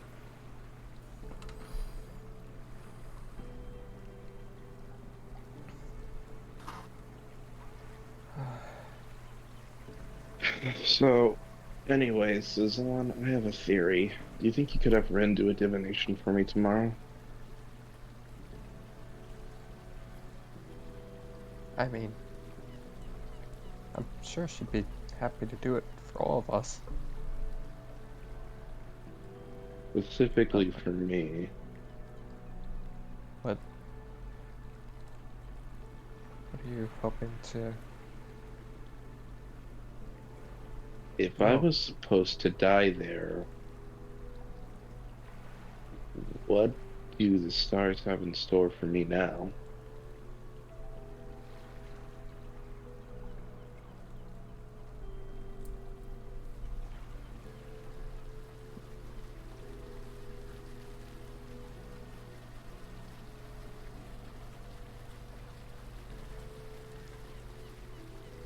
So, fair one.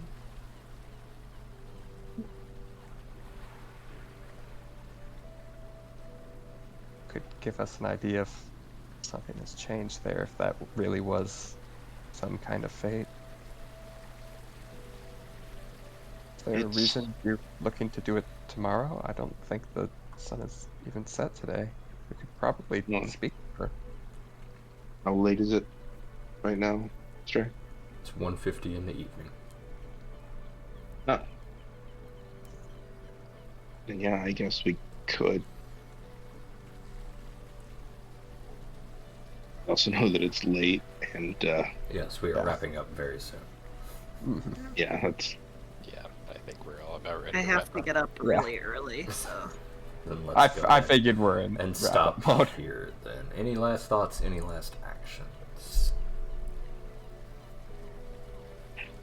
Oh, you know, inventory Tetris.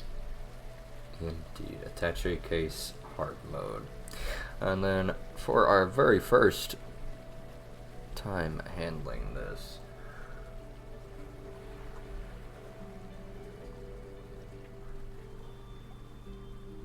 let's go ahead and award somebody a hero point, either for sticking in character, doing something cool, or just for the laughs. Someone who made you laugh. Siri exploding a rat. Siri. I was Not I was close. gonna make the joke, can we avoid the hero point to Tavius, but Fury. That was gonna be my second choice. Honestly, Tavius would be a great. I would like to remind everybody that Tavius, again, just...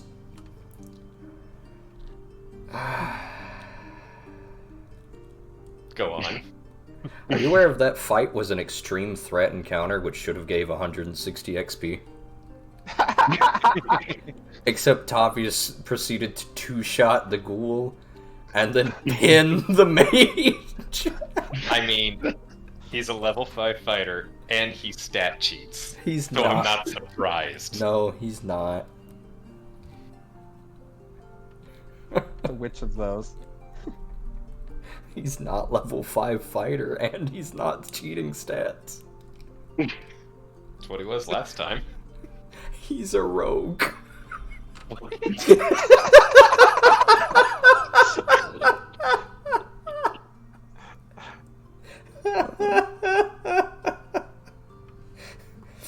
I cannot. Last time we had this discussion after that fucking contest, you told me, yeah, he's just a level 5 fighter. Yeah. That was when I knew less about that character. But I would like to once again remind everybody he is not allowed to be in combat anymore because this keeps happening. Yeah. Yeah. I was like, okay, yeah, this all checks out. If I rolled 2 crits, yeah, I'd probably do the same thing. Oh. Look, you were the one who made him an Alette deal. You knew what you were doing. I was not aware that bloodline ran that thick. Talking about, I've seen you make that character 3 times in 3 different forms, and every time this has happened.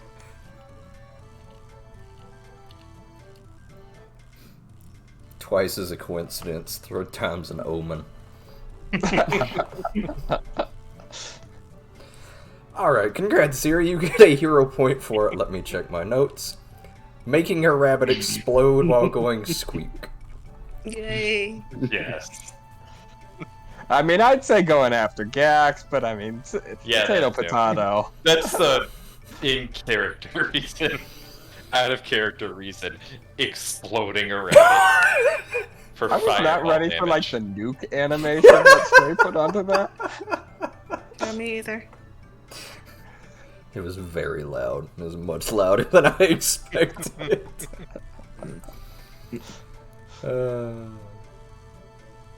Alright. Good session, everybody. Any last thoughts? Any last actions? We're already on the main page, so nah. Okay. We Say haven't goodnight, had a- everybody. Good night. Good night, everybody. everybody.